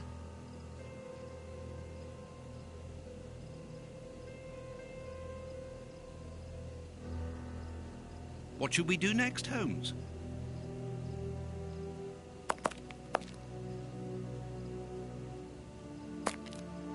What should we do next, Holmes?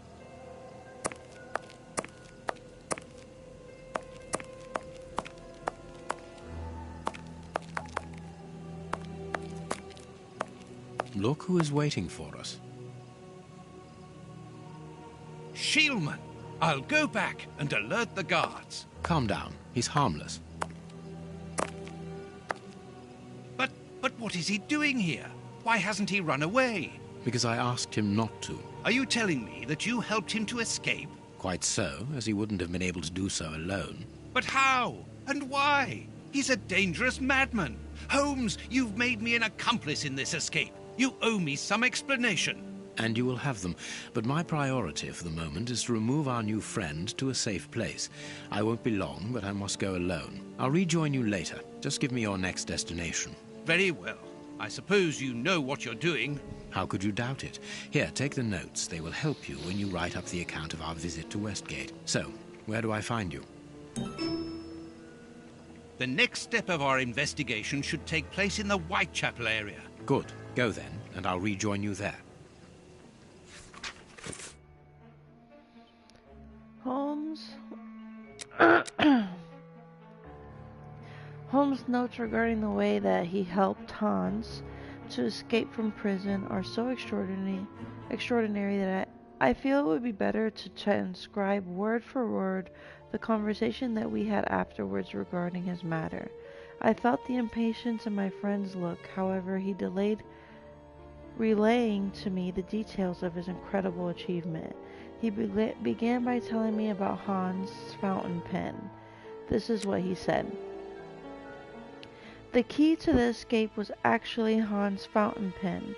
I discovered a note inside his locker.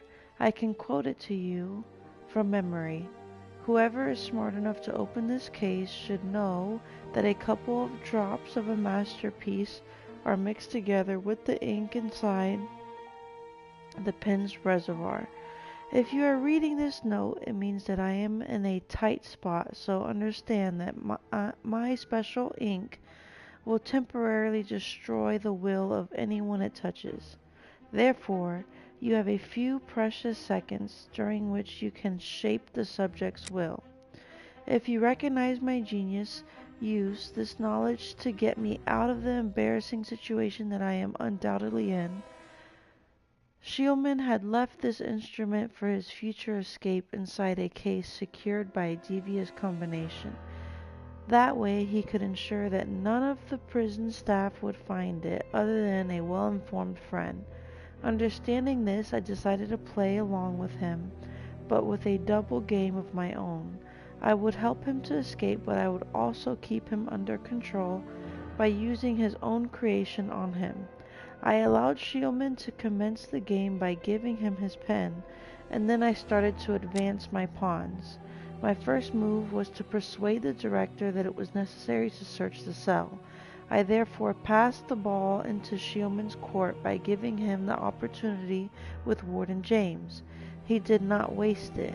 He coated the bars of his cell with the poisoned ink, and Warden James, whose hands were contaminated, was under his control for a few seconds. He discreetly and quietly simply ordered James to give him the keys. The ball was then back in my court. Now I had to find a way of neutralizing Warden O'Sullivan, who was to be the basement guard. As we discovered when we found Miss Patterson's duty sheet, I must admit that the young warden helped me enormously by asking me to sign the prison's visitor's book, absorbed in the tale. I went over the chronology of the events in my mind.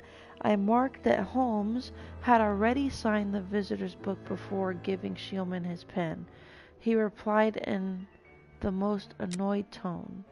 Exactly, I anticipated it, and it was because of that I managed to get a step ahead in my game with Shielman. I was leading the race, and all the while he believed it to be the other way around. Shielman did not suspect that I had already used his poison and thought that O'Sullivan being asleep was a godsend. He therefore was not suspicious about the letter of reference that he found inside the warden's pocket. Holmes then returned to the point at which he had broken from his tale to point out to me the lack of pertinence in my remark.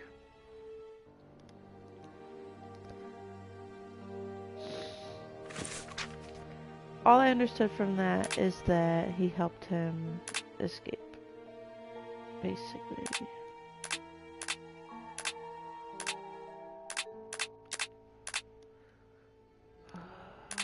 How do I get to... Oh.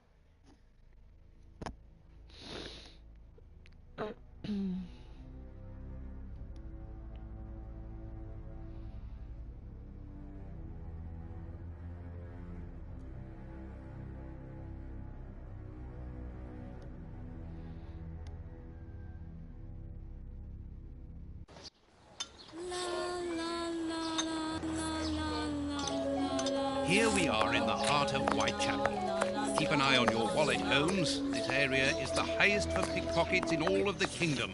Don't worry about my wallet, Watson. It would be easier to move Big Ben than to steal from me. Or to borrow a shilling from you. Amusing, Watson. Really very amusing. Can we move on to more serious matters? I'm listening, Holmes.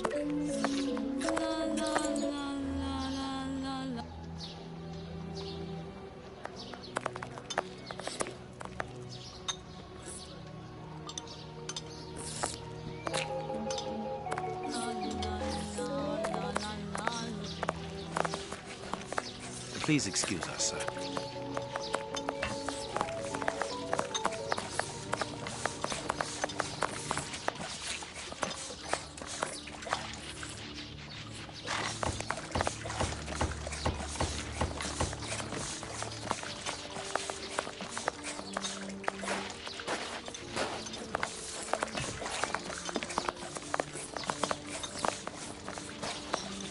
Bucks Row, where Polly Nichols met her death under the knife of the Ripper.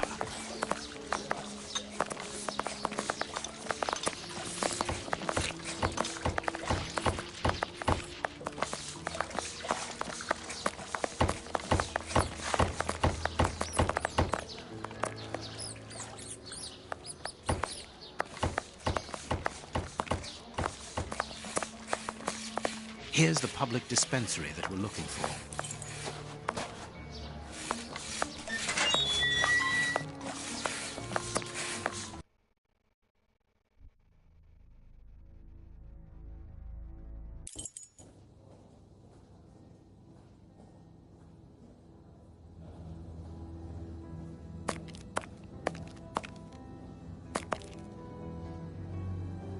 Good day. Please excuse us. Oh, Grant, is it you? Yes, but wait a moment. Watson, it's been years. Since the Faculty of Medicine, if my memory serves me right. Yes, we were young and ambitious. I didn't expect to find you here. I thought you had gone to America. No. I find that I prefer the filth here, amputating gangrenous legs. Ah. I'm joking, Watson. Unfortunately, I was unable to leave for Washington. I had to give up surgery. So instead, I crouched down in this rat hole, rubbing shoulders with the world's misery. Grant, treating those in need is a noble calling. You underestimate the importance of your work. If you say so. It's true that in the beginning I felt as you do, but as time goes by, the more this cursed area seems like hell. You think that nothing can get worse, and the next day you see that it can. Now famine has hit these poor wretches. One can't always do as one might prefer when one is a doctor. Grant, I'd like to introduce you to Sherlock Holmes. Pleased to meet you. Well, no one comes here by chance, therefore I imagine that you need something in particular. How can I help you? Dr. Grant, we are in possession of a scalpel which was found in an unusual location. Does it come from your dispensary, as we believe? From its mark, I'd say it was stolen from us. A lot of things disappear from here, you understand. Life is hard in Whitechapel. When the staff find a way of adding to their salary, they rarely hesitate to do so. Thank you, Doctor. Farewell, Doctor. See you soon, perhaps. And take care of yourself.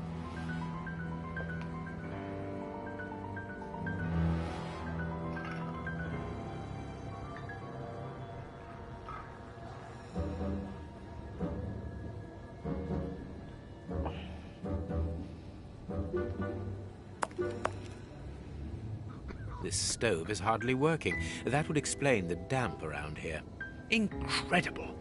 My colleague could at least keep a good fire going for his patients.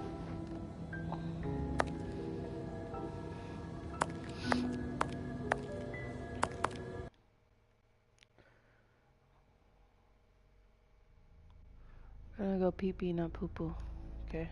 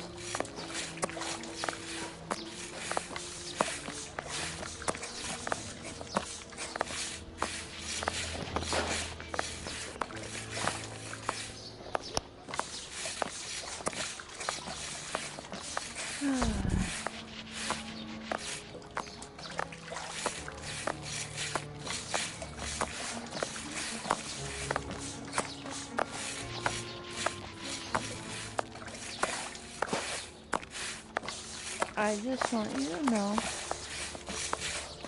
that while it was doing the cutscene of Sherlock talking to the doctor here at this dispensary, I started falling asleep.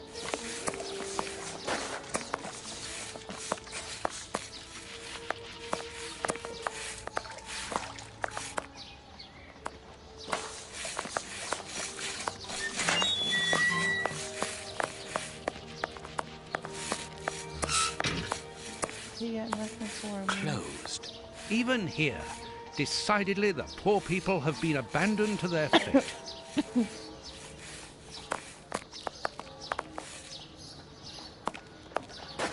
Buy my flowers, my lord, for your dear departed.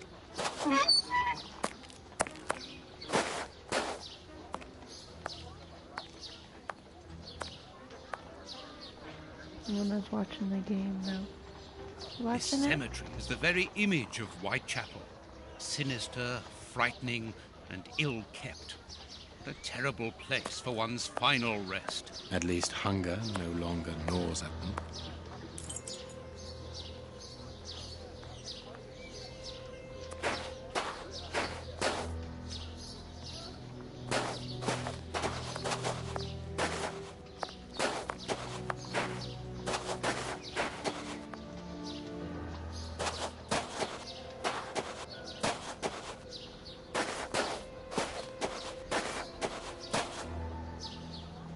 This shovel belongs to the cemetery workers. So why he call it a shovel now, but earlier it was a spade? Through the generosity of Prince Woodwell, a new distribution of soup is being arranged within Whitechapel. This voucher is valid for a meal on the 19th of September in any distribution area. Kurtz, don't forget to pick up the tools at the cemetery and don't be late this time. A leaflet for the soup kitchen. This leaflet is dated for the day after tomorrow. The tickets for the soup kitchen are given out on the same day. Only somebody who works there could have written on it. Closed. Let us see if the elements analyzed in Baker Street and this cemetery have some... This rope is only worn on one side. This rope is only worn on one side. The rope used to tie up the Bishop of Knightsbridge came from this cemetery. It is only worn on the one side because it is used to lower coffins into graves.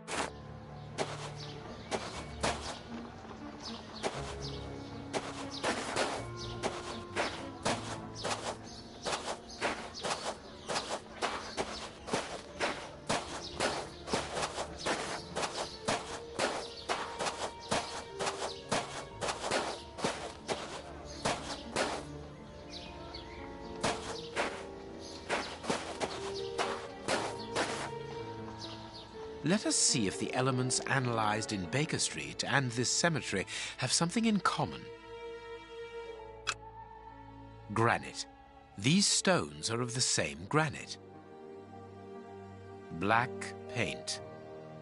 The same black paint covers these stones. This black painted stone is identical to the fragments found in the rope which we analyzed at Baker Street and in the footprints of the Bishop of Knightsbridge's murderers.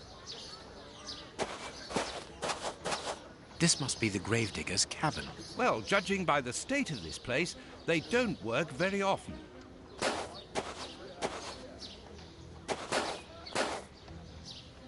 Let us see if the elements analyzed in Baker Street and this cemetery have something in common.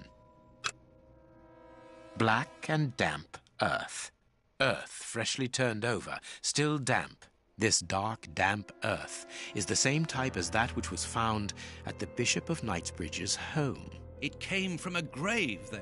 Oh, what a lovely thought. Everything coincides, Watson. The fragments of granite at the bishop's home came from the tombstones of this cemetery. As well as the rope that was used to restrain the poor man. One of those used to lower the coffins. I can think of only two reasons why anyone should happen to spend a great deal of time in a cemetery. Either he is at rest here, or he works here. At least one of the bishop's murderers is employed here. A shame. If he was at rest here, it would have made our job easier.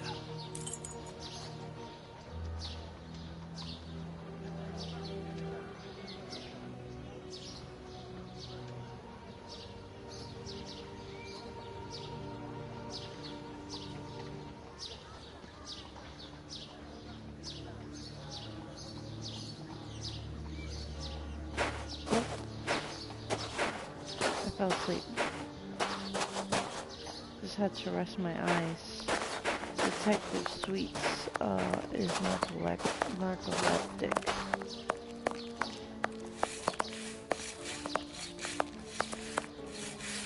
Holmes, the man from the soup kitchen isn't only in voluntary service. Look. A money game. A circulating soup kitchen.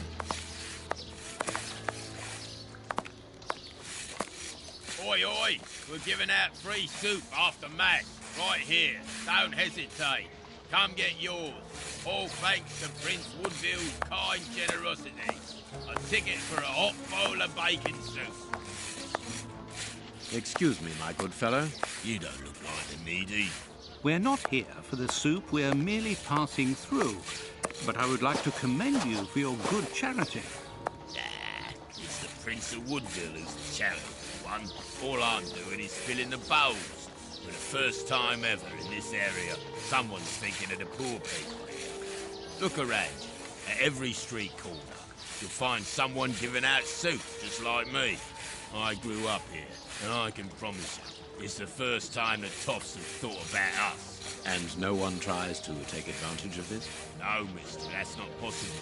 You have to exchange a ticket against a bowl. The tickets have the day's date on them, and are handed out after match. That way no one can cheat.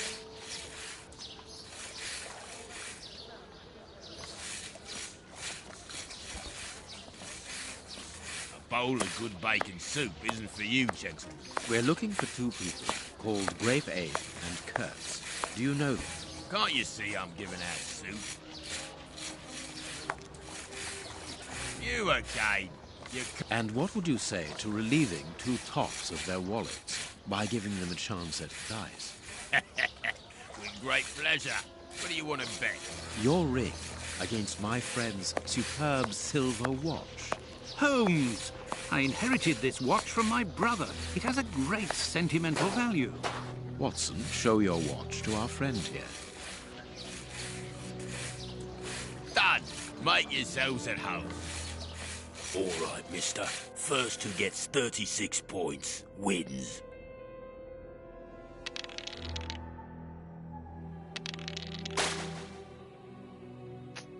Really?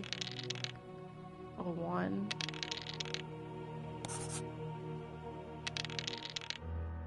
A 1 again? What the fuck?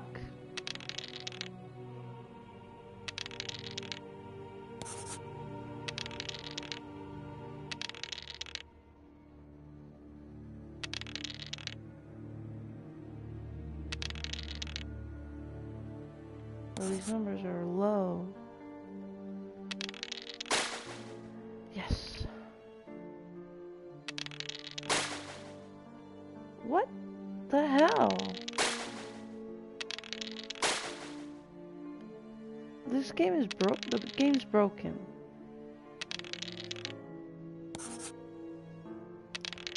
He's like 10 away from 36.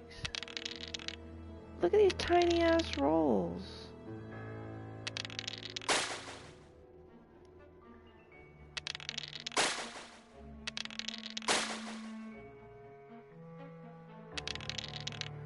Oh, your whole game is rigged.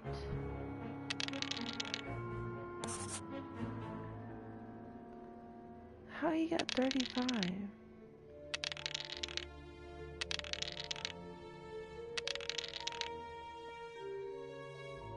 How much is that? 30?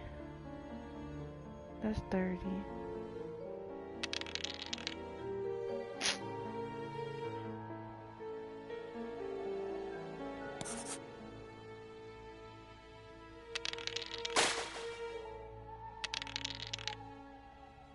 My goodness. Perfect. Aren't you going to leave me alone? Can't you see I'm busy? We win. Hey, not so fast. We'll play a game. Out of the question. You have lost. You owe me your ring. Oh, it means a lot to me, this ring. Me dad gave it me before he died. He choked on his own glass eye. Me mum didn't get over the shock of it, and she killed herself by smashing her head open with a wooden leg.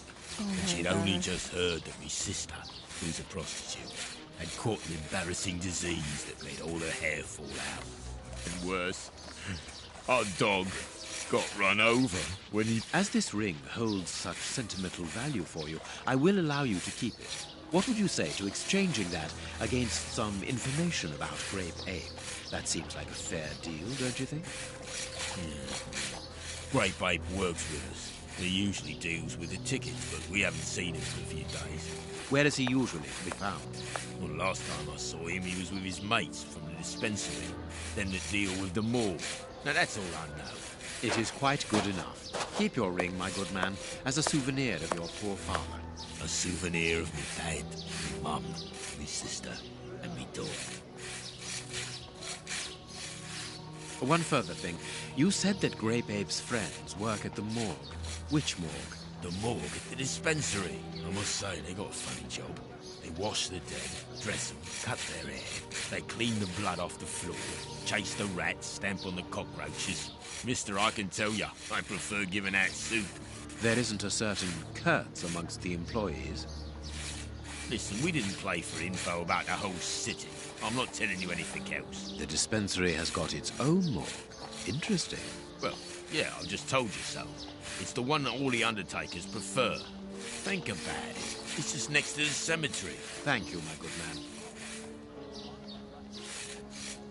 Goodbye. Yeah, goodbye, mister.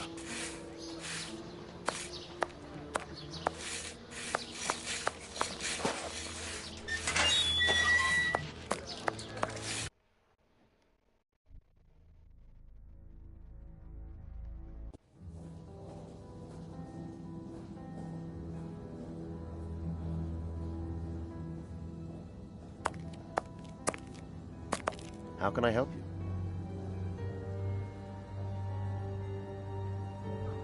Tell me, Doctor, do you have a morgue in your dispensary? Yes, it is the busiest place in the building.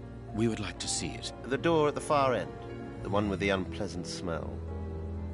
Very good.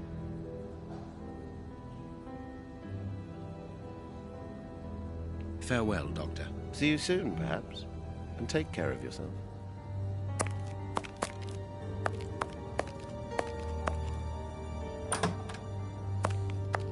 Look, Holmes. A list of the recently dead. How sad. I see names that have something in common.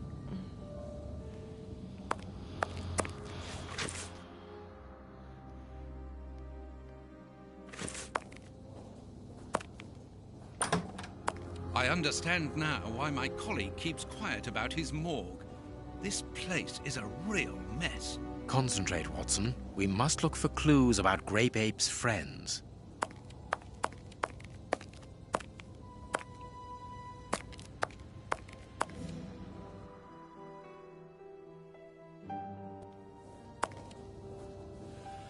Look at the state of the instruments. They've probably never been cleaned.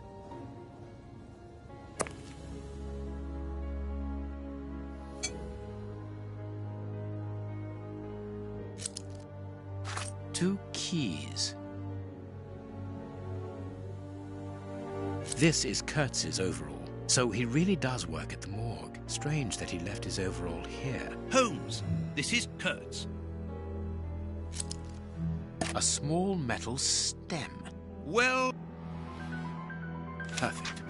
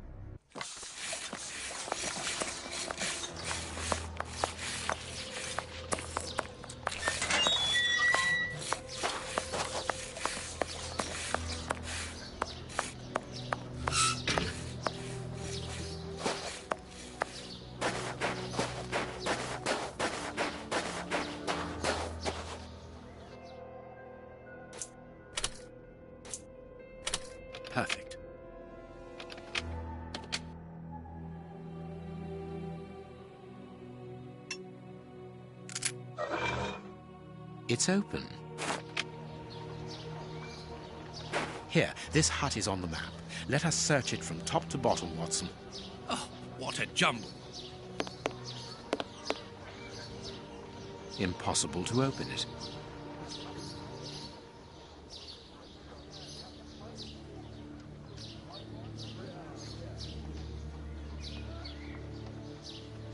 Impossible to open it.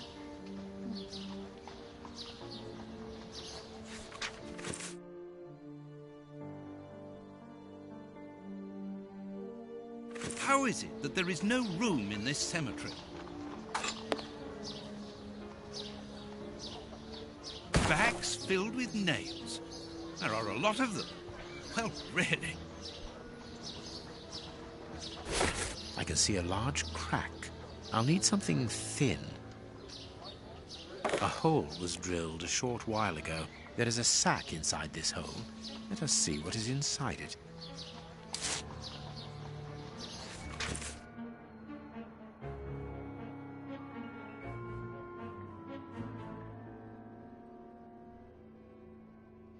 I wanted to do what he told me to do, but it didn't all fit in, so I've closed the chest and have hidden the rest with Romeo and Juliet, the two newcomers.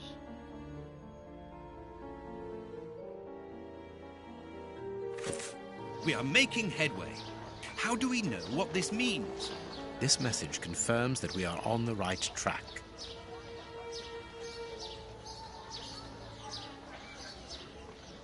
Valuable objects. Bag.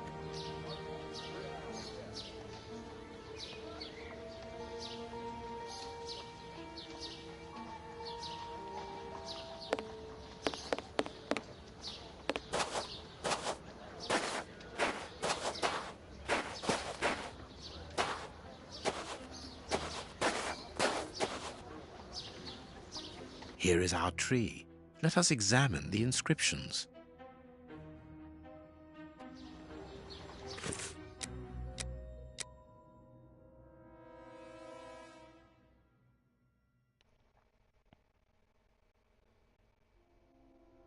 Sally and John.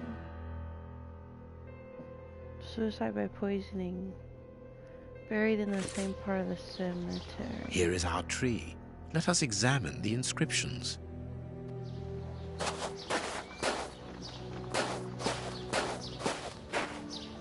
So I'm looking for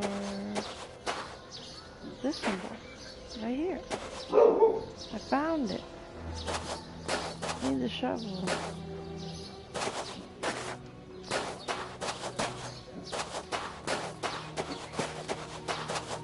This shovel belongs to the...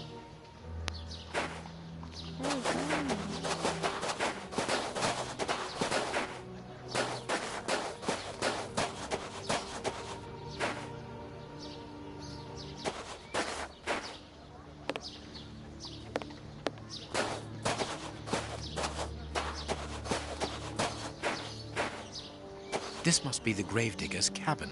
Well, judging by the state of it.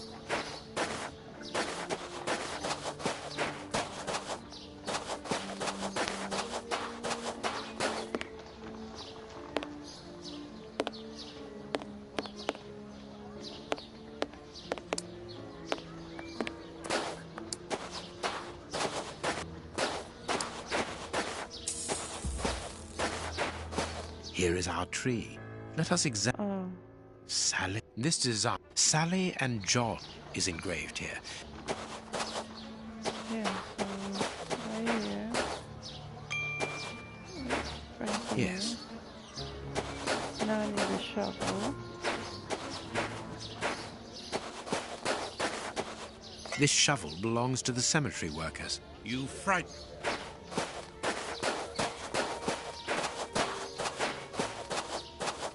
Don't be nervous, Watson. I need something. You just picked it up. This must be the grave. Very well. Look, a metal box. The lock on this box is rather sophisticated. This box comes from a bank. The criminals must have held on to it after a hold-up.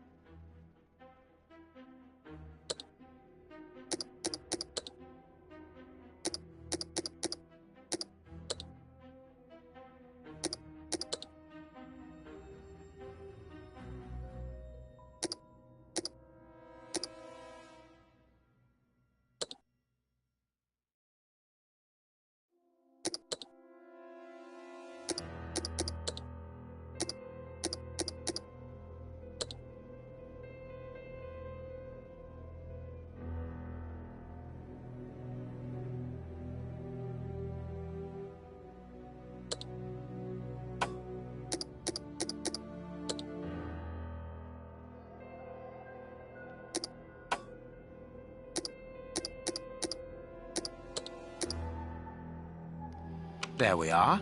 It is simplicity itself. So simple.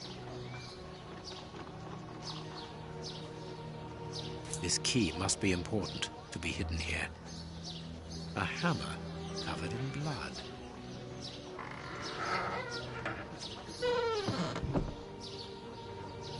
Holmes, there is someone in that hut. I saw, Watson. Come, and keep your revolver at the ready, just in case.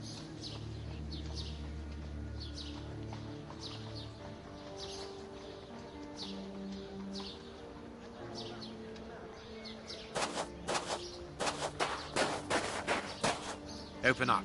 We're not the police. Do not be alarmed. That's a strange way of reassuring someone. on.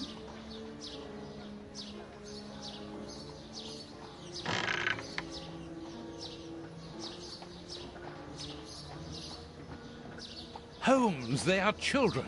My God, one of them is hurt. What you want? Don't come any closer.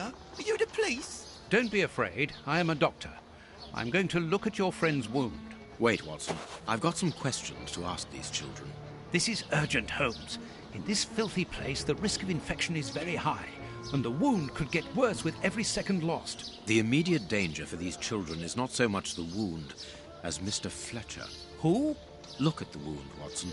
It's thin and precise. It was made by a sharp, well-kept blade. Any other blade, less well-kept, would have torn the tissue around it, and its size would be irregular. So what does that imply? In this area, who would take such great care with a blade?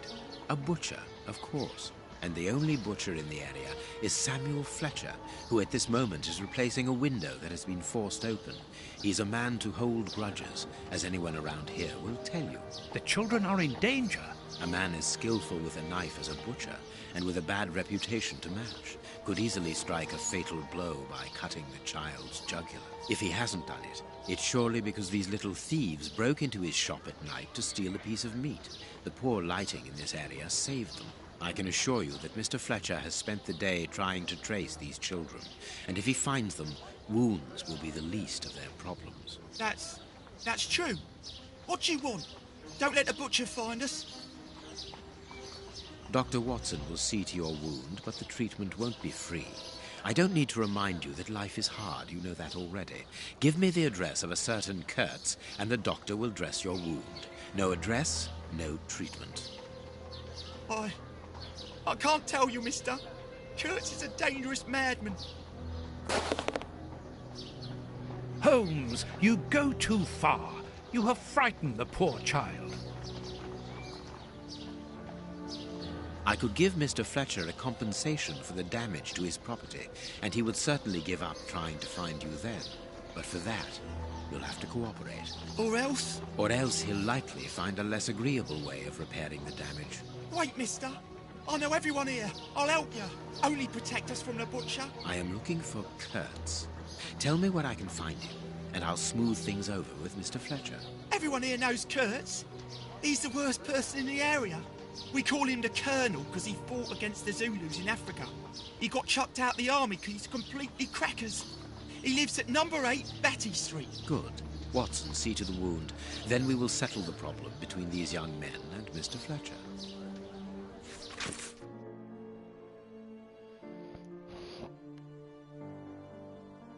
Take the first left turning out of the cemetery. Then the first right. The number 8 is on the right at the end of the blind alley. We must protect these children from that butcher, Holmes. It won't be necessary. I've had dealings with Samuel Fletcher before now. He's not the monster I've made him out to be. If he had wanted to kill them, he would have done so, even in dim light.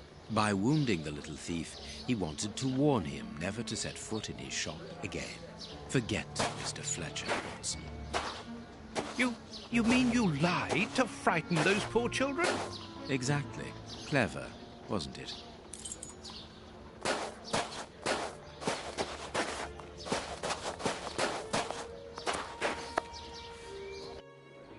Well, mister, that's a mighty fine outfit you're wearing there.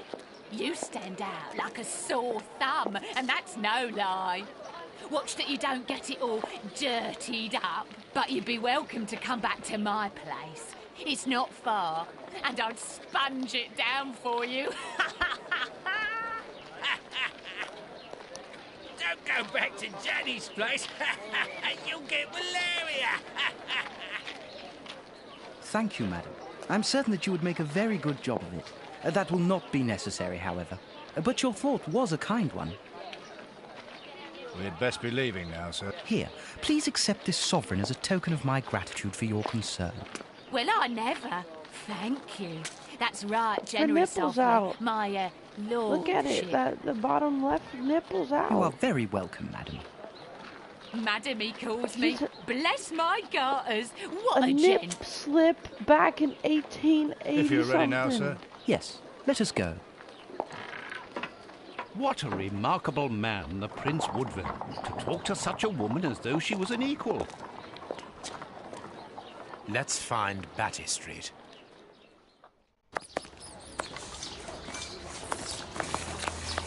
Take a left out the cemetery.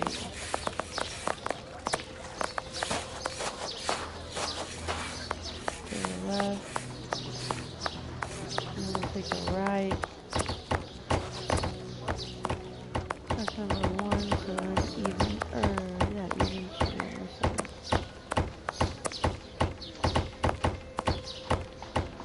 Closed. I have a key.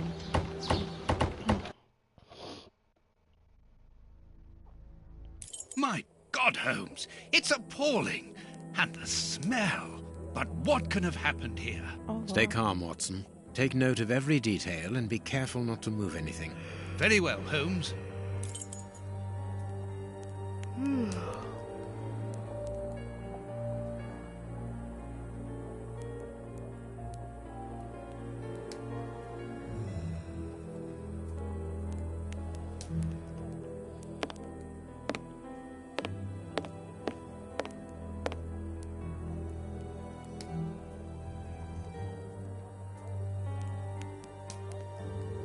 The skin was deeply torn. The skin was deeply torn. What a horror. This part is in shreds. The skin tissue has decomposed, yet the death is recent. Let us look at our deduction board, Watson. No, not yet. I definitely don't have enough evidence for nothing right now. Alright, let's keep going. What terrible wounds! The dogs must have been rabid. It is a dog bite. I can see the tooth marks. This bandage is a day or two old, no more.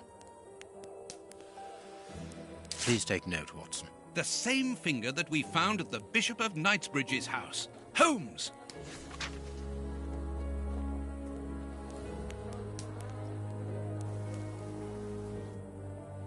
This part is in shreds. The skin tissue has decomposed, yet the death is recent.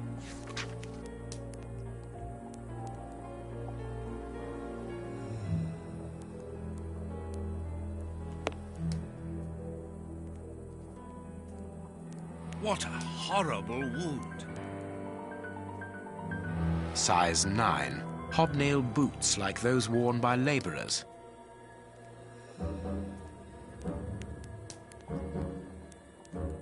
What a horrible wound. The skin was deeply torn. This part is in shreds. The skin tissue has decomposed.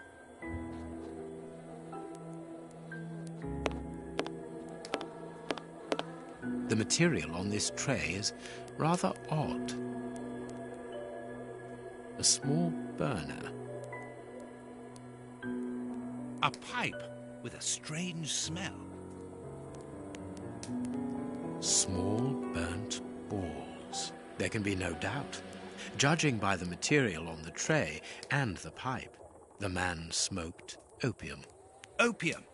I doubt if this man could have made his drug here. He would have needed a real laboratory.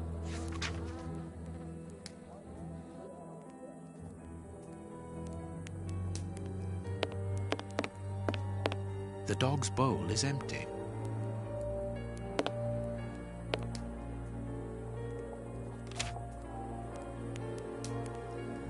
Someone wrapped some meat up in this newspaper. The blood is still fresh.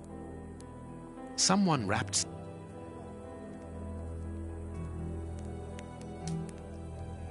Grapes! What are they doing there? A torn piece of a letter. Colonel, I've heard that the heads of the Milan Commando do not appreciate your operating methods they judge to be as too expeditious, even cruel. We are defending our land. Our cause is holy and just. We need combatants who are honorable and motivated, not wealthy, hungry assassins. There is no room here for opportunists like you. It seems to be a letter of dismissal.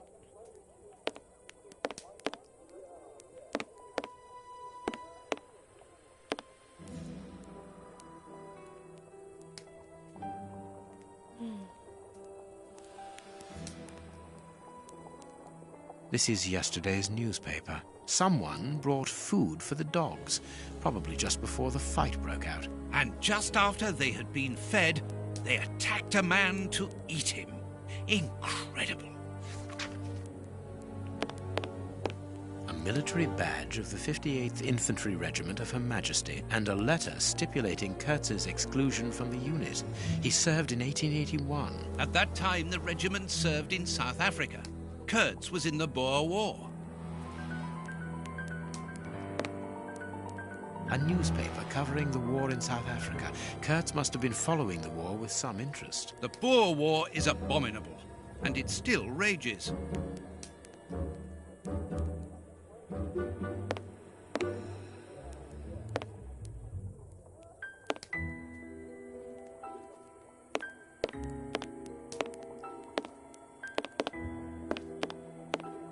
An old photo. It's written to our comrade Jeremy Kurtz from Commando J. Malan, Bloemfontein, 1883. Kurtz served as a Boer commando. He fought against his country. Apparently our friend Kurtz served in both camps in South Africa and was never a colonel, but that doesn't surprise me. A traitor, deserter, and a false colonel. What a charming gentleman.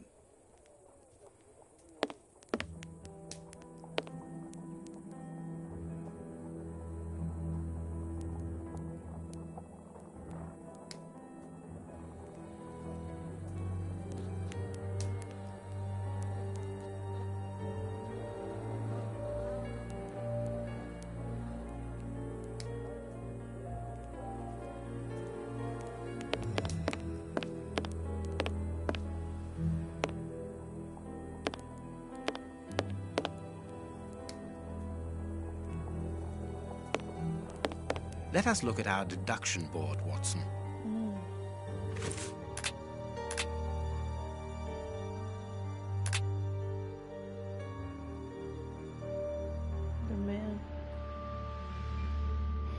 The man smoked opium. The dogs were fed just before the murder. There are numerous bite wounds on the man's body.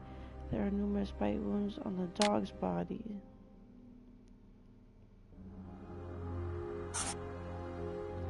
The dogs were fed just before the murder.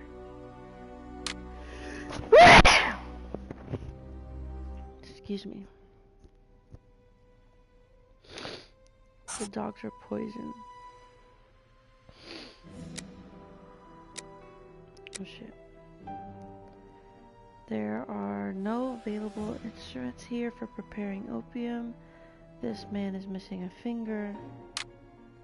This man is one of the bishop's attackers or murderers. There are no available instruments here. The man was given a pipe that already had opium in it.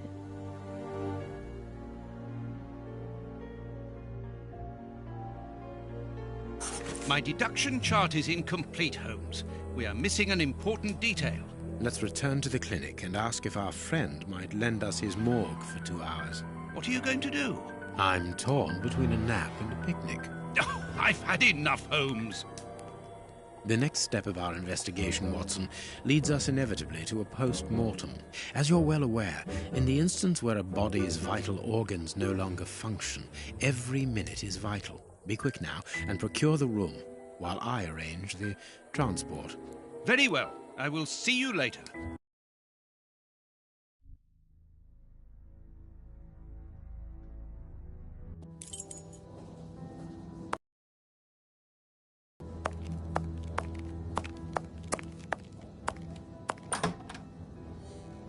Ah, Grant, you are still here.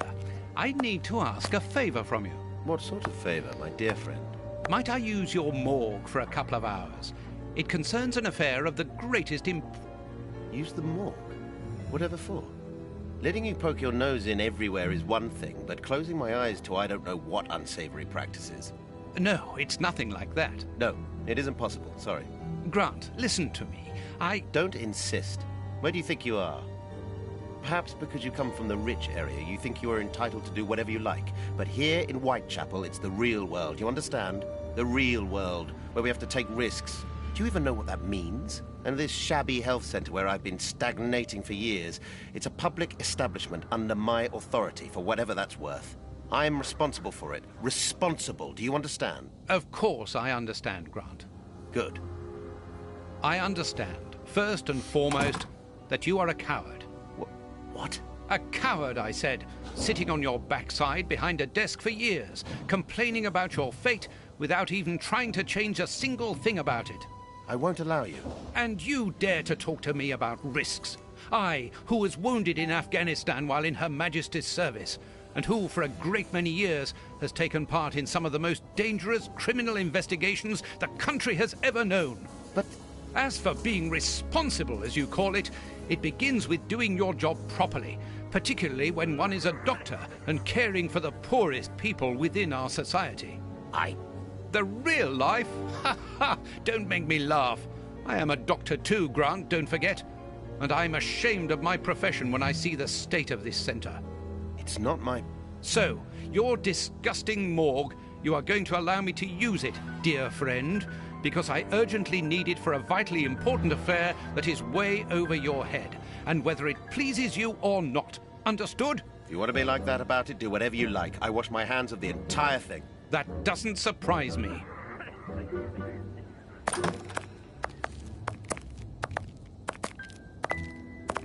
This is a dismal place. Have you ever carried out a post-mortem, Holmes? It requires a great deal of precision. Don't worry, I learn quickly. Hand me a bone saw.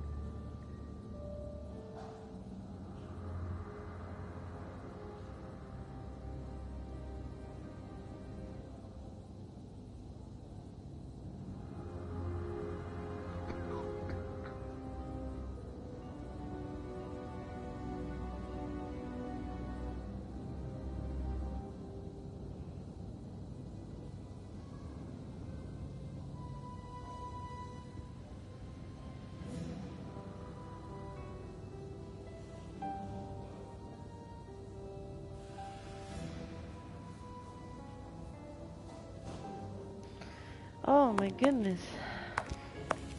How long have I been sitting here?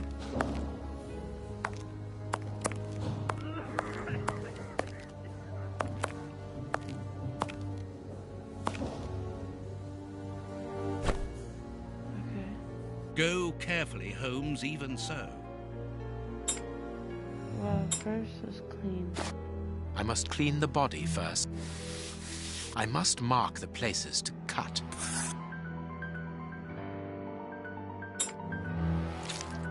My notches are ready.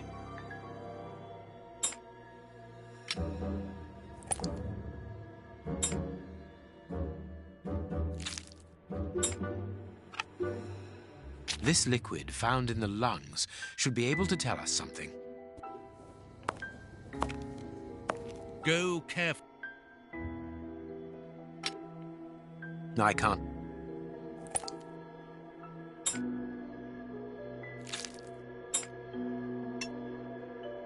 A ball of paper, swallowed recently.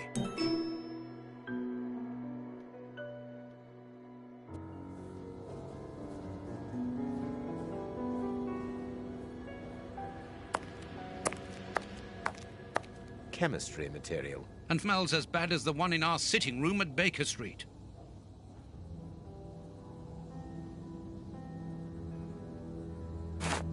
This liquid, found in the lungs, should be able to tell us something.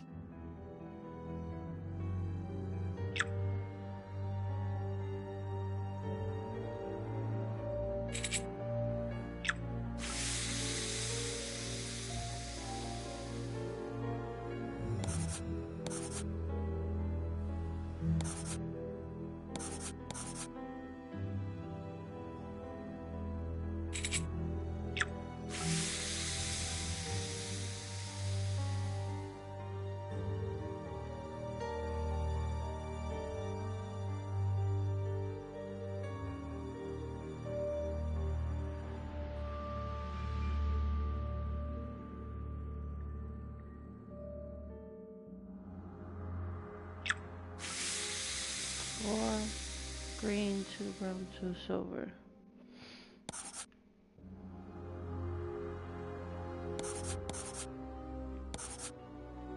Four green.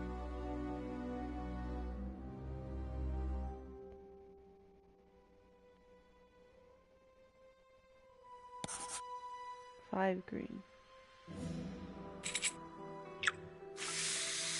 4 green, 2 brown. 4 green. Wait, what?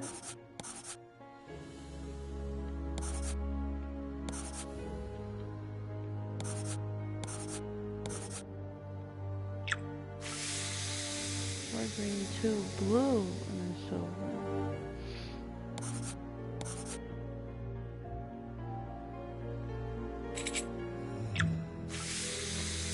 2 brown, 2 silver.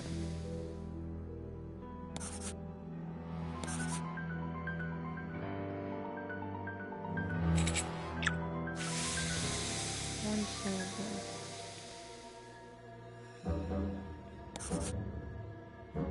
Poison, and apparently very virulent.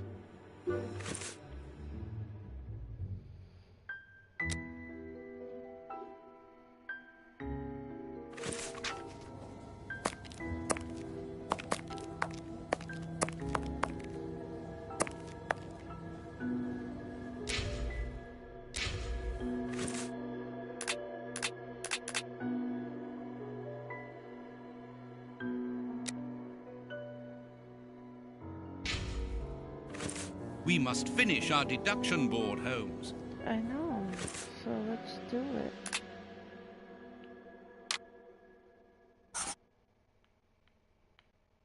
Oh, the lungs. Okay, here you go. There are traces of opium in Kurt's lungs. The man mixed the poison with opium and then sold it. The man was poisoned by a mixture of opium. That one. The man was poisoned by the same poison as the bishop. The man went mad because he... No, the man was murdered. No, this one. Okay. His accomplices brought him the pipe.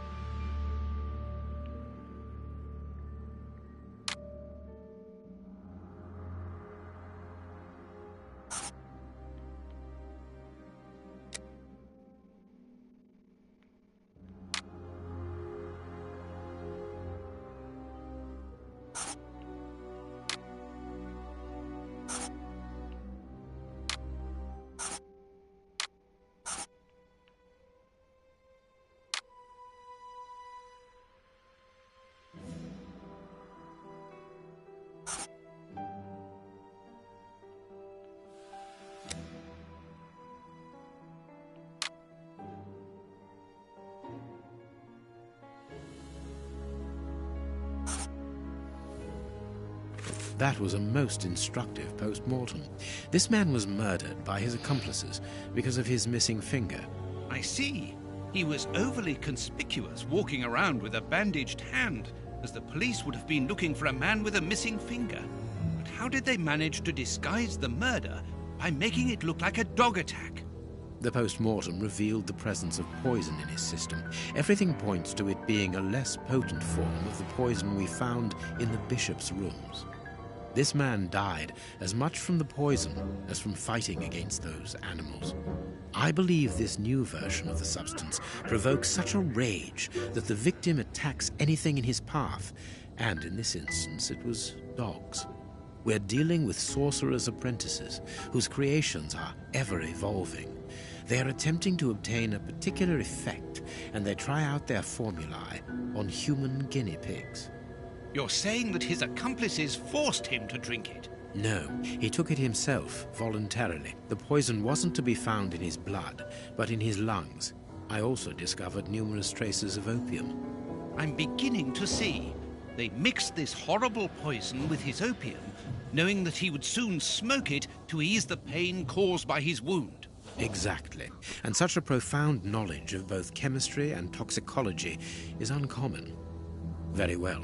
We know the reason and the manner, but we're really not any further ahead. How will we find the two other men who murdered the bishop? By going to 13 Burner Street. It is in this area. But where did you get that address, Holmes? From his stomach. I see. He wanted to get rid of the address. No, he wanted revenge. I don't follow you. When the man with the missing finger began to feel the effects of the poison, he knew that he was going to die, and he knew that there would be a post-mortem. Shall we go? Burner Street.